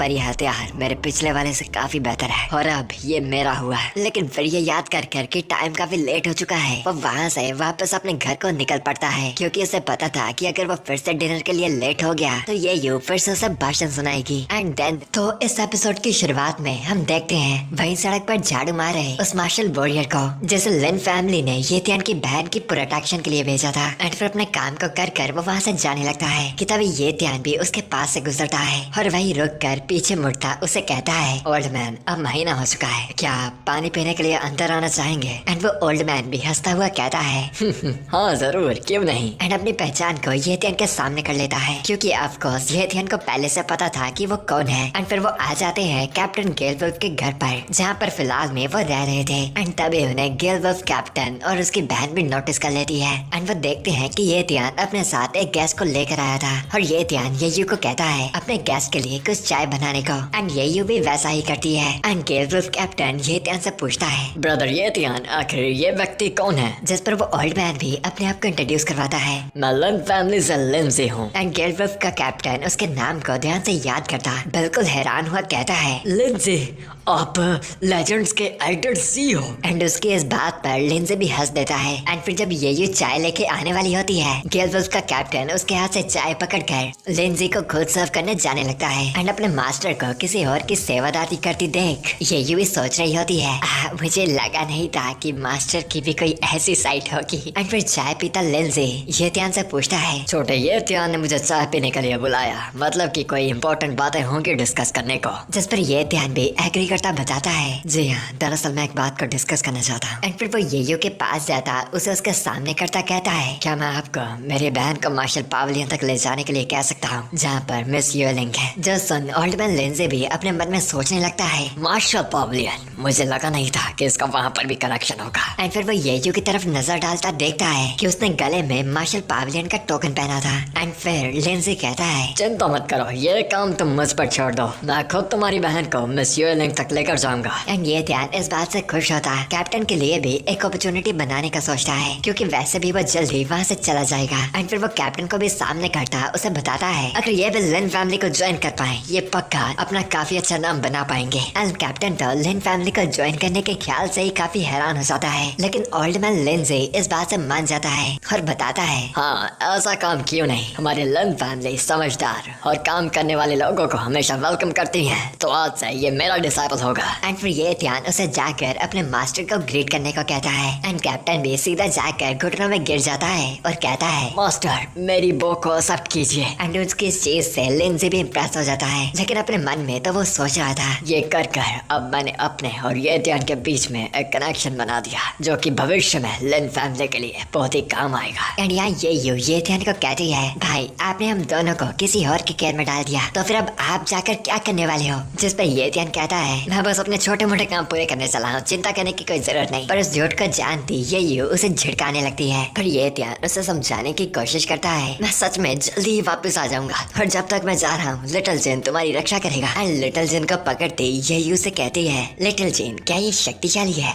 मुझे पता है कि मैं आपको जो मर्जी कह लूँ, आप मेरी बात कहाँ ही सुनने वाले हैं, पर प्लीज अपना अच्छे से ध्यान रखिएगा और अपने आप को फिर से कोई मुश्किल में मत डालिएगा। एंड ये ध्यान भी उससे वादा करता है, बेशक चिंता मत करो, तुम्हारा बड़ा भाई बिल्कुल सेफ रहेगा। एंड फिर हमें सन फैमिली की एक बिल्डिंग दिखाई जाती है, एंड उसके नीचे उसके प्रोटेक्शन में कुछ गार्ड्स बातें कर रहे थे। आज एक और रात की शिफ्ट है, वैसे फर्क ही क्या पड़ता है, यहाँ पर कौन सा कोई आने वाला है। सही कहा, अगर ऐसी जगह पर किसी के हमला करने की जरूरत ही क्या होगी, लोगों की तो सन फैमिली के नाम से पड़ जाएगी। एंड तभी वो गार्ड आते हुए देखते हैं एक पर्सन को, एंड वो गार्ड उस पर्सन को जोर से चिल्लाकर कहता है, ओए बेवकूफ इंसान, यहाँ से भाग, यहाँ पर सिर्फ पर्सनल आदमी आ सकते हैं। पर फिर वो अपने सामने देखता है ये ध्यान को, जिसका ऑरा दबाकर स्पीड टैलेंट से चमक रहा था। एंड फिर स्पीड टैलेंट को एक्टिवेट कर वो उन सभी को उड़ा देता है। एंड फिर वो घायल नीचे गिरा हुआ गार्ड उससे पूछता है, आखिर तुम क्या कर रहे हो, तुम्हें पता भी है कि तुमने अभी क्या किया है? जिस पे ये ध्यान उसे रिप्लाई देता है, हाँ क्यों नहीं, मैंने कुछ कचरे को साफ किया है। एंड फिर सिक्योरिटी अलार्म भी बजने लगता है, एंड गार्ड्स भागते हुए अपने बॉस को ये न्यूज बताने जाते हैं, बॉस किसी ने हमारी कंपनी पर हमला कर दिया और हमारे लोगों को घायल कर दिया। एंड उसके सामने ही हम देखते हैं एक बहुत ही बड़े पर्सन को, जो कि देखकर ही काफी शक्तिशाली लग रहा था, और वो कहता है, मुझे लगा था कि लेना बेस में सिर्फ चूजे हैं, पर अब लगता है कि आखिरकार कई मरने को आ ही गया। एंड देन तो इस एपिसोड की शुरुआत में हम देखते हैं बहुत से गार्ड्स को बिल्डिंग के अंदर जाते हुए, क्योंकि उस बिल्डिंग के अंदर ये ध्यान ने हमला किया था। एंड वो गार्ड्स एक एक कर ये ध्यान के पास जा ही रहे थे कि वो अपने स्पीड टैलेंट का इस्तेमाल कर उनके हिलने से पहले ही उन्हें एक एक करके मार देता है। एंड फिर बहुत ही तेजी से अपने नेक्स्ट टारगेट की तरफ बढ़ने लगता है, और फिर तभी वहाँ पर उनका बॉस भी आ जाता है और अपने घायल पड़े गार्ड्स को देख उन्हें कहता है, तुमने मेरे काफी आदमियों को नुकसान पहुँचा दिया है, तो कम से कम अब मैं जानना चाहूंगा कि तुम्हारा नाम क्या है। एंड ये ध्यान से ये पूछने वाला था सन कोंग, जो कि सन फैंग का फादर तो था ही, और एक ग्रेट मार्शल वॉरियर भी जो कि पीक रैंक पे था। और ये ध्यान उसकी ओर इशारा कर उसे अपना नाम बताता है, मेरा नाम है ये ध्यान। एंड उसके इशारे से साफ साफ पता चल रहा था कि वह उसे साफ साफ चैलेंज कर रहा था। एंड सन कोंग उसे कहता है, तुम्हारी गोटियों में दम तो है जो तुम यहाँ पर अकेले आ गए, एल्डर अपना काम शुरू कीजिए। एंड उसके ये कहते ही ये ध्यान पर काफी सारे बंदे हमले करने लगते हैं। एंड हवा में आते ये त्यान की तरफ हम एक आदमी को देखते हैं और ये त्यान समझ जाता है कि ये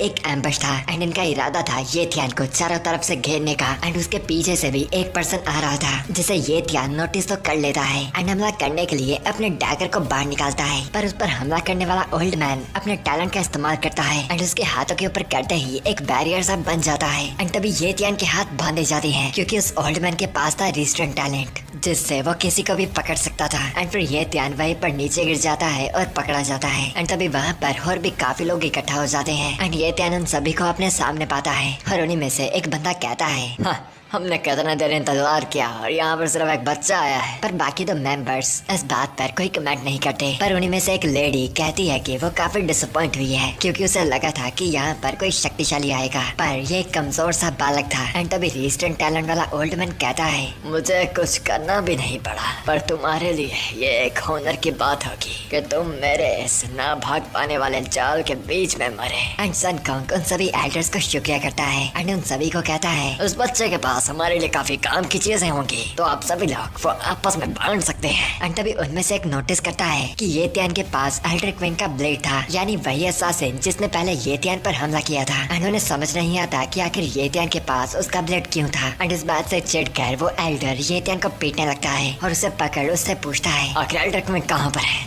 वो यंग मास्टर सन फैंग के साथ होने चाहिए थे, आखिर तुमने उनके साथ क्या किया? एंड उस बात पर ये त्यान उसे हंसता हुआ कहता है, आखिर तुम गैस कर क्यों नहीं देखते? एंड फिर उनका बॉस अपने आदमी को बताता है, जाओ यंग मास्टर को हर एक हालात में ढूंढ कर यहाँ पर लाओ, चाहे कुछ भी हो जाए तुम्हें उन्हें ढूंढना ही होगा। एंड उसका आदमी भी ये काम करने को चल पड़ता है। एंड ये त्यान को पकड़ा बंदा अपने बॉस से पूछता है कि आखिर वो ये त्यान के साथ क्या करने वाले हैं। एंड ये त्यान का हंसता हुआ डरावना सा चेहरा देख वो कहता है, इसमें बहुत ही ज्यादा एटीट्यूड है, इसके टेंडर्स को तबाह कर दो और इसे डॉन्जर के अंदर फेंक डालो जहाँ पर ये तड़प तड़प कर मरेगा और भीख मांगेगा अपनी जल्दी मौत के लिए। एंड फिर यही तो इस एपिसोड की शुरुआत में हम देखते हैं कि वो आदमी ये त्यान को पकड़कर अपने साथ ले जा रहा था। चलो थोड़ा तेज चलो। पर तभी ये त्यान अपने बंधे हुए हाथों को किसी तरह छुटका लेता है और सीधा उसी बंदे पर हमला कर देता है। और वो हमला भी हद से काफी ज्यादा तेज था जिससे सीधा उस आदमी का गला काटा जाता है और वो घायल होकर जमीन पर गिर जाता है। एंड ये देखकर सन कॉन्ग भी चिल्ला देता है, वो अपनी शक्तियों को छुपा रहा था, सभी अलग अलग होकर बिखर जाओ। एंड सभी एल्डर्स भी बिल्कुल वैसा ही करते हैं और बिखर जाते हैं ताकि वो ये त्यान को मार पाए। एंड अलग अलग होकर बिखर जाते हैं। एंड वही अलग हुई लेडी ये त्यान की तरफ देख नोटिस करती कहती है, इस बंदे से काफी खतरनाक मौत का और खून का इंटेंट दिख रहा है, जैसे कि ये अब किसी को भी नहीं छोड़ेगा और बस सबको मार ही डालेगा। एंड फिर तभी ये त्यान अपनी जगह से गायब हो जाता है एंड स्पीड टैलेंट के सहारे सीधा बढ़ता है सन कॉन्ग की तरफ और उसे अपनी ओर आता देख सन कॉन्ग भी चिल्लाता है, तो तुम सीधा मेरी तरफ आ रहे हो, भागने के बजाय तुम सीधा मेरी तरफ आ रहे हो। एंड यस, ये एक जोजो रेफरेंस था। एंड फिर वो भी अपने टैलेंट को एक्टिवेट करता है जो कि प्रोबेबली स्ट्रेंथ टैलेंट था और उसके आसपास से ओहरा चमकना शुरू हो जाता है और वो चिल्लाता है, तो फिर मैं भी तुम्हें अपना थोड़ा सा हुनर दिखा ही देता हूँ। और फिर ये त्यान सीधा आ जाता है हवा में और काफी तेजी से आकर सीधा मुक्का दे मारता है सन कॉन्ग को। और सन कॉन्ग जिसने सोचा था कि वो ये त्यान जैसे बालक का मुक्का सह पाएगा, उसके मुक्के को खाकर बिल्कुल फट चुकी थी। एंड फिर तभी काफी तेजी से ये त्यान घुमाकर उसे एक लात भी देता है जिसे खा सन कॉन्ग दूर जाकर गिरता है। एंड फिर खून की उल्टियां करता वापस उठता वो सभी एल्डर्स को कहता है, बस वहाँ पर खड़े मत रहो और उसे पकड़ो भी।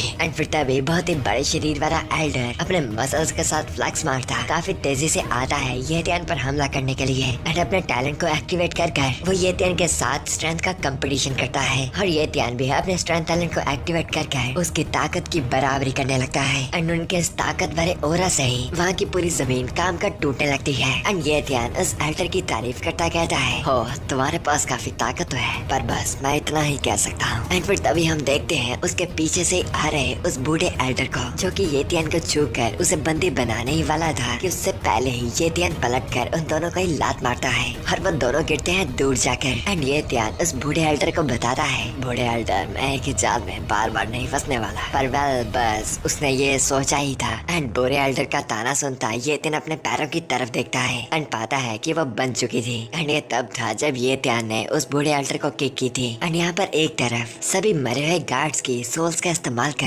वो लेडी अपने टैलेंट से कुछ खतरनाक से मॉन्स्टर्स को बना देती है, जो कि खतरनाक के साथ साथ काफी शक्तिशाली भी थे। एंड फिर ये त्यान उनसे बचने के लिए स्पीड टैलेंट का इस्तेमाल करता है, बट वो मॉन्स्टर भी काफी तेजी से ये त्यान के ऊपर आ जाते हैं और तभी हवा में हो जाता है एक बहुत ही बड़ा धमाका, जिसके बीच में न जाने अब कौन मरा है, ये त्यान या फिर वो बीस्ट। बस एपिसोड की शुरुआत में हम देखते हैं अपनी सिटी में मौजूद यूएलिंग को, जो अपने सामने तबाही देखकर सोच रही थी आखिर किसकी इतनी हिम्मत हुई सिटी में ये सब करने की। एंड तभी वो एल्फ गर्ल भी आकर उसे बताती है, मैं इस लिन फैमिली से ग्रेट वॉरियर लिंजी आपसे मिलकर बात करना चाहती है। एंड उस बात से परेशान होकर यूएलिंग उसे कहती है, आखिर वो बूढ़ा आदमी फिर से यहाँ पर क्यों आ गया, उसे यहाँ से वापस भेज दो। पर एल्फ गर्ल उसे बताती है कि वो इस बार अपने साथ ये त्यान की बहन को साथ लेकर आया है, एंड इसका रीजन उसे भी नहीं पता। एंड अब क्योंकि वो ये त्यान की बहन थी, यूएलिंग उसके साथ ना मिलने से मना भी नहीं कर सकती थी, क्योंकि उसे ये त्यान की बहुत ज्यादा जरूरत थी। एंड सच में मैं रिएक्शन देखना चाहूंगा जब वो येयू से मिलेगी, जो कि बिल्कुल उसके जैसी दिखती है। एंड यहाँ पर बाहर हम देखते हैं ओल्ड मैन लिंजी और येयू को, जो कि वहाँ पर चाय पी रहे थे। एंड यहाँ पर येयू अपने भाई के लिए चिंता में थी, और एक तरफ हम बहुत बुरी हालात में देखते हैं ये त्यान को, जो कि धमाके को सहकर नीचे गिर रहा था, और उसकी हालात बहुत ही ज्यादा बुरी लग रही थी, जिसमें लड़ पाना नामुमकिन के बराबर था। एंड ये सब देखकर एल्डर्स भी ये त्यान को मरा हुआ साबित कर लेते हैं, और उस लेडी एल्डर यानी एल्डर सनलिंग की तारीफ करने लगते हैं, क्योंकि ये त्यान जैसा ग्रैंड मास्टर भी उसके मौत के धमाके से बिल्कुल नहीं बच पाया और एक दर्दनाक मौत मारा गया। एंड फिर सनकोंग निकलता हुआ कहता है, आपकी वजह से हम इस ये त्यान को पकड़ पाए, एल्डर सनलिंग आप बहुत ही कमाल की है। एंड इस बात पे सनलिंग भी बिल्कुल प्राउड होती है, बट सीरियसली इतनी थिकनेस कहाँ से आई।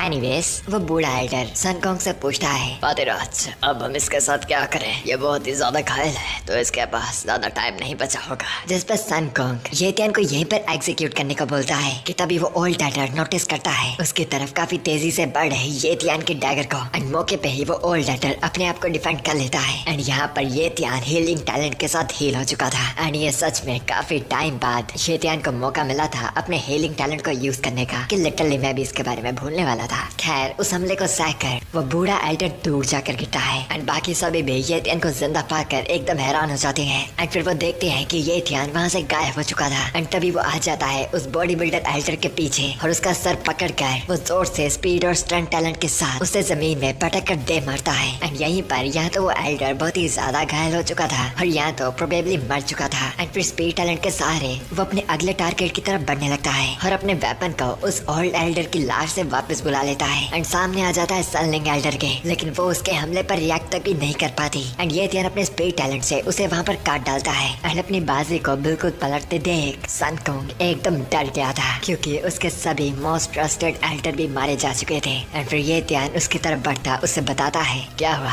अभी तो तुम्हारी बारी शुरू हुई है, अब क्या पहले ही गेम से बाहर निकलने का दिल कर रहा है। लेकिन सनकोंग यहाँ पर भी बिल्कुल लाचार नहीं होता और अपने हथियार को बाहर निकालता है। तुम हरामजादे मर जाओ। पर उसकी सारी हिम्मत और हर एक चीज का फायदा नहीं होता, क्योंकि ये त्यान उसे वहीं पर मार डालता है। एंड वहीं पीछे आया सनकोंग का बेटा यानी सनफैंग अपने पिता के लाश के सामने खड़ा हुआ पाता है ये त्यान को। एंड वो साफ साफ समझ जाता है कि ये त्यान ने उसका सब कुछ बर्बाद कर दिया था, और वो जोर से उसकी तरफ चिल्लाता है। पर ये त्यान मुड़कर गुस्सा, दुख, दर्द, गम के बजाय उसकी तरफ हंस कर देखता है, ताकि सनफैंग समझ जाए कि ये त्यान के साथ पंगा लेने का मतलब मौत को इनविटेशन देना है। तो इस एपिसोड की शुरुआत में हम सनफैंग को देखते हैं, जिसके सामने खड़ा हुआ था ये त्यान, जिसने उसके सामने ही बहुत ही बेरहमी से उसके बाप को मार दिया था। एंड फिर ये त्यान सनफैंग को चिढ़ाने के लिए उसे कहता है, ओह जरा देखो तो सही, हमारे पास कौन आया है, क्या ये सच में यंग मास्टर सन तो नहीं, लगता है कि आप बहुत ही जल्दी आ गए हो। अलग बात, तुम्हारे बाप के लिए सेम चीज नहीं है। एंड सनफैंग ये त्यान पर बहुत ही गुस्से से चिल्लाता है और उसे बहुत ही गालियां देता है। लेकिन ये त्यान फुटबॉल की तरह उसके बाप पर लात रख उसे कहता है, लेकिन जो भी हो तुमने बहुत ही अच्छा काम किया है कि तुम यहाँ पर आ गए। अब मुझे तुम्हें ढूंढना नहीं पड़ेगा, जिससे मेरा टाइम बचा और तुम्हारा भी। एंड इस भड़कावे से बहुत ही ज्यादा भड़क कर सनफैंग अपनी पूरी ताकत से ये त्यान पर हमला कर देता है इस उम्मीद में कि वो उसे कुछ डैमेज तो कर ही पाएगा। हरामजादा है, अपने पैर उन पर से हटा दे। लेकिन सन फैंग की पूरी ताकत से कसे हुए मुक्के को ये त्यान आसानी से डोज कर लेता है, वो भी बिना स्पीड टैलेंट का यूज किए। एंड फिर वो अपने स्ट्रेंथ टैलेंट का एक्टिवेट करता है एंड अपने मुक्के को कसकर सीधा उसके पेट में दे मारता है, जिससे सन फैंग की पूरी फट जाती है एंड वो लाचार दूर जाकर गिरता है। लेकिन वो फिर भी अपने बाप के गुस्से में अपने शरीर को खड़ा करने की कोशिश करता है, पर उसका शरीर उसकी बात सुनने को राजी ही नहीं था और एकदम भीगी बिल्ली की तरह कांप रहा था एंड उसे गुस्से में समझ नहीं आ रहा था। हरामजादे, आखिर हमारी ताकत में इतना फर्क क्यों है? आखिर मैं बिल्कुल भी उसकी बराबरी क्यों नहीं कर पा रहा, या आखिर पहले से भी दुगना शक्तिशाली क्यों हो गया है? एंड फिर वो उसकी तरफ देख कहता है, ये खतरनाक और शक्तिशाली हो रहा, क्या ये सच में एक राक्षस है? एंड ये त्यान की तरफ देख हमें भी बिल्कुल ऐसा ही लगता है। एंड सन फैंग तो बिल्कुल हार मान चुका था और अपने पिता से माफी मांगता है कि वो उनका बदला नहीं ले पाया। एंड ये जानकर कि सन फैंग हार मान चुका था, ये त्यान उसके सर के बाल पकड़ता है और बताता है, क्योंकि तुम हार मान ही चुके हो तो मैं तुम्हें जल्द ही मुक्ति देता हूँ। और उसे मारने ही वाला होता है कि तभी उसे महसूस होती है उसकी तरफ काफी तेजी से बढ़ रही एक चीज, जिसे ये त्यान फटाफट डॉज करता है एंड देख पाता है वो था खतरनाक सा लाइटनिंग का हमला, जो कि सीधा उसकी ओर ही टारगेटेड था और बहुत ही ज्यादा शक्तिशाली था। एंड फिर ये त्यान ऊपर हवा में देखता है गरजते हुए बादल एंड मौसम जो कि बिल्कुल ही खराब और बदल चुका था। एंड उसके बीच में ही उसे दिखाई देता है एक उड़ता हुआ इंसान जो कि एक ग्रैंड मास्टर था। एंड फिर हमें उस ग्रैंड मास्टर की झलक साफ साफ दिखाई जाती है, जिसने वो लाइटनिंग वाला खतरनाक सा हमला किया था। एंड वो ये त्यान को कहता है, तो तुम उन सभी को बिल्कुल ही मारने वाले थे बेटा, तुम तो सच में बहुत ही हरामखोर हो। एंड उन्हें पहचान कर सन फैंग उनसे भीख मांगता है। ये तो ग्रैंड एल्डर याओली है। ग्रैंड एल्डर, प्लीज इस आदमी को एक ही बार में मार दीजिए, इसने मेरे पिता को मार दिया है और अब आपको ही सन फैमिली का बदला लेना होगा। एंड ये ध्यान सन फैंग से बहुत ही गुस्सा हो जाता है, क्योंकि उसकी वजह से अब एक ग्रैंड एल्डर उसके पीछे पड़ जाएगा एंड उसे सन फैंग को पहले ही काट देना चाहिए था। एंड फिर ग्रैंड एल्डर सन फैंग की बात को समझ जाता है और ये ध्यान पर अपनी खतरनाक लाइटनिंग से हमला कर देता है। एंड ये ध्यान फटाफट जंप कर महामा उसे डॉज करता है, लेकिन जब वो अपने पीछे देखता है वो लाइटनिंग के हमले लगातार उसके पीछे आ रहे थे, जिससे ये ध्यान बचने के लिए स्पीड टैलेंट का यूज करता है और उस लाइटनिंग से दूर भागता है। एंड दूर से हम झलक देख पाते हैं कि उस लाइटनिंग के हमलों से पूरी बिल्डिंग ही तबाह हो गई थी। मतलब लिटरली इतने ज्यादा खतरनाक होते हैं ग्रैंड एल्डर। एंड ये ध्यान को टारगेट रखा हुआ वो कहता है, बेटे मेरे सामने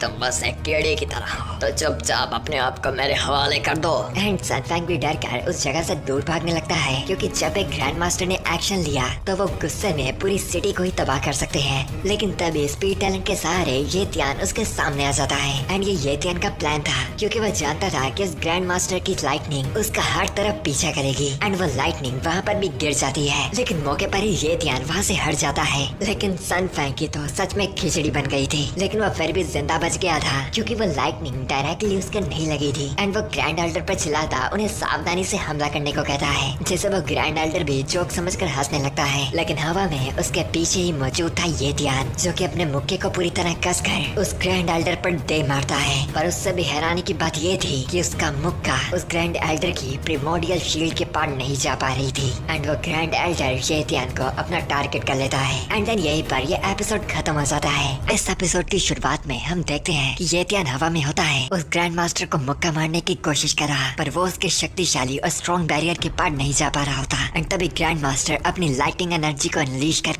ये ध्यान को एक बहुत ही ज्यादा शक्तिशाली झटका देता है, जिससे ये ध्यान तक भी दर्द से चिल्लाता पीछे जाकर गिरता है। लेकिन उस ताकतवर हमले को सहने के बाद भी वो वापस उठता मुस्कुराता हुआ हंसता है और कहता है कि मुझे पता था कि मुझे ग्रैंड मास्टर की ताकत को अंडर एस्टिमेट नहीं करना चाहिए था। एंड फिर वो उस पर बचे हुए कपड़े भी फाड़ देता है। एंड हमें देखने को मिलता है उसका बहुत ही ज्यादा बिल्ड शरीर। एंड हम रियलाइज करते हैं कि ये ध्यान ने आखिर कितना ज्यादा प्रोग्रेस कर लिया था। कहाँ पर एपिसोड 1 में वो एक लूजर था, बिल्कुल कमजोर सा, और यहाँ पर अब वो एकदम बैडस और ओवरपावर्ड हो चुका था। एंड वो कहता है अब बारी है पूरा सीरियस होकर लड़ने की। एंड वो ग्रैंड मास्टर भी नीचे आकर उसके सामने खड़ा हो जाता है। एंड वो दोनों एक दूसरे पर अपना ऑरा अनलीश कर रहे थे। एंड अब यहाँ पर एक बहुत ही खतरनाक लड़ाई होने वाली थी कि ये ध्यान उसका टैलेंट चेक करता नोटिस करता है कि याओये के पास सिर्फ एक ही टैलेंट था, वो था हाई लेवल लेवल का कल्टीवेशन टैलेंट, जिस पर वो उसे ताना मारता कहता है सिर्फ एक टैलेंट।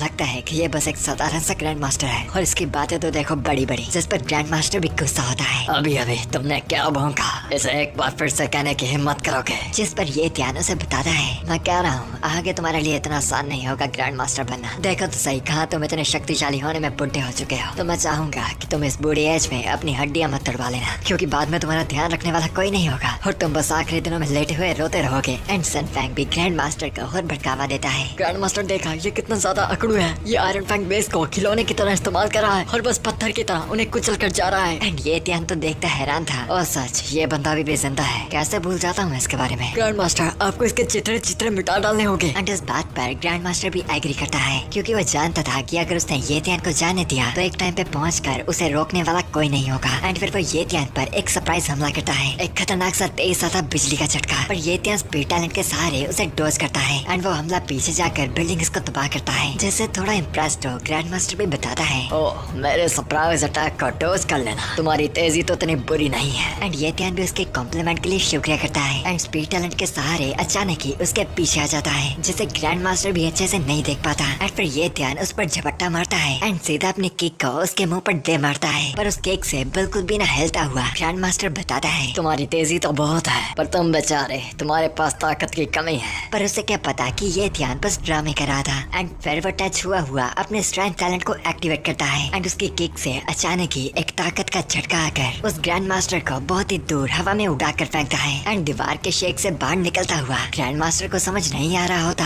आखिर ये था क्या? उसकी ताकत पहले इतनी कमजोर थी, पर अचानक ही ऐसा लगा कि वो 100 गुना ज्यादा बढ़ गई हो। एंड फिर वो उससे पूरा सीरियस लड़ने का फैसला लेता है, ये जानकर कि ये ध्यान कोई ऑर्डिनरी कल्टीवेटर बिल्कुल नहीं है, और अगर वो उसे अंडर एस्टिमेट करता रहा तो उसकी जान भी जा सकती है। कि वो गड्ढे से बाहर निकलता ही है और अपने सामने पाता है एक उड़ती हुई कार को, जो कि ये ध्यान हल्क की तरह उसकी तरफ फेंक रहा था, पर ग्रैंड मास्टर उसे डोज कर लेता है और अपनी मेंटल एबिलिटी का यूज करता है, जो सीधा ये ध्यान को जकड़ लेती है। एंड वो ये ध्यान को अपनी तरफ खींचता है और पूरी तेजी से उसकी तरफ आ रहे ये ध्यान को वो अपनी पूरी ताकत से बड़ा घुसा मारता है, और कि उससे पहले ये ध्यान नीचे गिरता वो उसकी लात को पकड़ उसे एक धोबी की तरह पेलता है, जस्ट लाइक जैसे हम अपने कपड़ों को पेलते हैं। एंड फिर वो अपने बहुत ही खतरनाक हमले को अपने हाथ में इकट्ठा करता है। एंड ये देखने में चिटोरी जैसा था, पर था उसका भी बाप। मेरे हाथ में इकट्ठा हो लाइटनिंग कैस्केड। एंड फिर वो अपना पूरा शक्तिशाली हमला वो ये ध्यान पर दे मारता है। एंड दूर से हम देख पा रहे होते हैं बहुत ही बड़े चमक रहे बिजली के झटकों को, जो उस पूरी सिटी से भी बड़ा लग रहा था। एंड ये बात में हम देखते हैं सन फैंग को, जो कि बहुत ही खुश होता ये देखकर कि उसका जानी दुश्मन ये ध्यान मर गया है। ग्रैंड मास्टर, क्या ये मारा गया?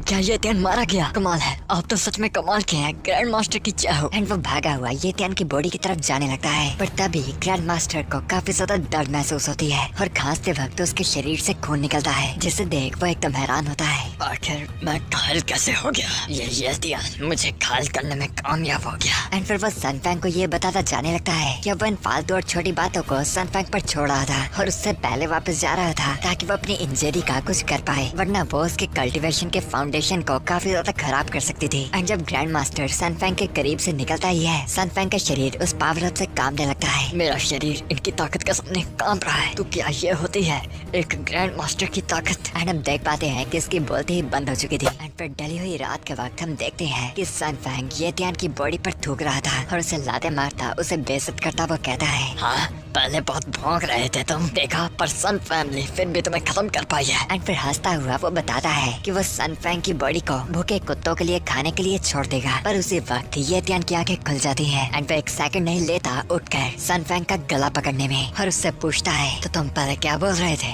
एक बार फिर से बोलने की हिम्मत करोगे? पर जितना गला उसने सन फैंग का दबा रखा था, ऑफ कोर्स वो घंटा कुछ ना बोल पाता। एंड तभी फिर ये ध्यान अपनी तलवार को बाहर निकालता है and Sun Fang grand elder से उसे बचाने की भीख मांगता है, पर इस बार उसका कोई फायदा नहीं होता, क्योंकि इस बार ये ध्यान उसे नहीं बख्शने वाला था। एंड एक ही पल में वो सन फैंग का गला काट देता है और उसकी कहानी का यहीं पर अंत लिख देता है, जो कि वह सन फैंग डिजर्व भी करता था। एंड फिर दूर ही खड़े ग्रैंड एल्डर की नजर भी पड़ती है ये ध्यान पर, जो कि अपने ही एटीट्यूड में उसे घूर रहा था। एंड तभी ये ध्यान दो शब्द कहता है, जिससे वहाँ की पूरी सिचुएशन ही बदल जाती है। Healing talent. एंड ये कहते ही उसका शरीर बिल्कुल हील हो जाता है। एंड ग्रैंड एल्डर एकदम हैरान हुआ उसे देख रहा था कि आखिर एक इंसान के पास ऐसी शक्ति कैसे हो सकती है जो उसे इतना ज्यादा ताकतवर बनाए, तेज बनाए और कुछ ही पलों में उसे बिल्कुल हील भी कर दे। लाइक लिटरली ऐसे इंसान को कौन ही रोके। एंड वो चिल्लाता उससे पूछता है, तुम्हारी चोटे और काफ अपने आप इतने हील कैसे हो सकते हैं? आखिर तुम्हारे पास इमोर्टल जेलीफिश का टैलेंट कहाँ से आया?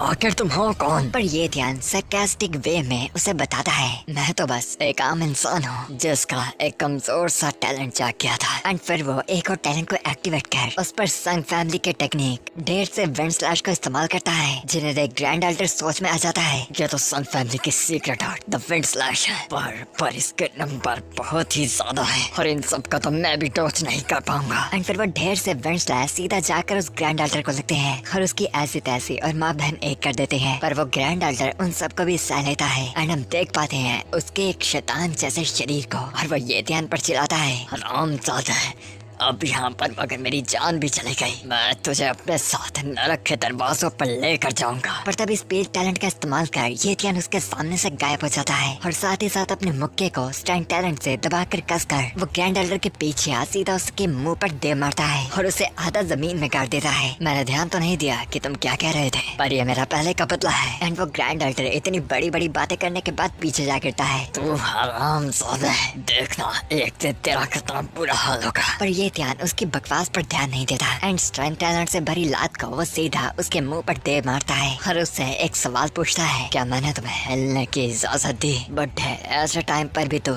अपने आप को ऊंचा दिखाने की कोशिश कर रहा है। पर तभी उन्हें पीछे से एक आवाज आती है, ओल्ड मैन ली, मैंने आपको पहले ही वार्निंग दी थी कि हम आयरन फैंग बेस के बस यहाँ पर गेस्ट आए हैं और गेस्ट होस्ट के विशेष के नाते उन्हें रिस्पेक्ट दिखाते हैं जो आपने अच्छे से नहीं दिखाई। एंड ये ध्यान हैरान था कि ये पर्सन जो भी था वो उसके यहाँ पर आने को बिल्कुल भी सेंस नहीं कर पाया था एंड वो भी एक ग्रैंड एल्डर ही था। एंड फिर वो उनके नजदीक बढ़ता कहता है, मैं लिमोय हूँ, एक grand master Iron Fang base का, और लगता है हमारे साथ ही एतियन के पास यहाँ पर कुछ खास टैलेंट है। पर ये ध्यान को उसके आने से भी यहाँ पर बिल्कुल डर नहीं था और वो साफ साफ बताता है, वाह एक और ग्रैंड मास्टर आ गया, अगर तुझे भी लड़ना है तो आजा। एंड ये ऑसम सा एपिसोड यहीं पर खत्म हो जाता है।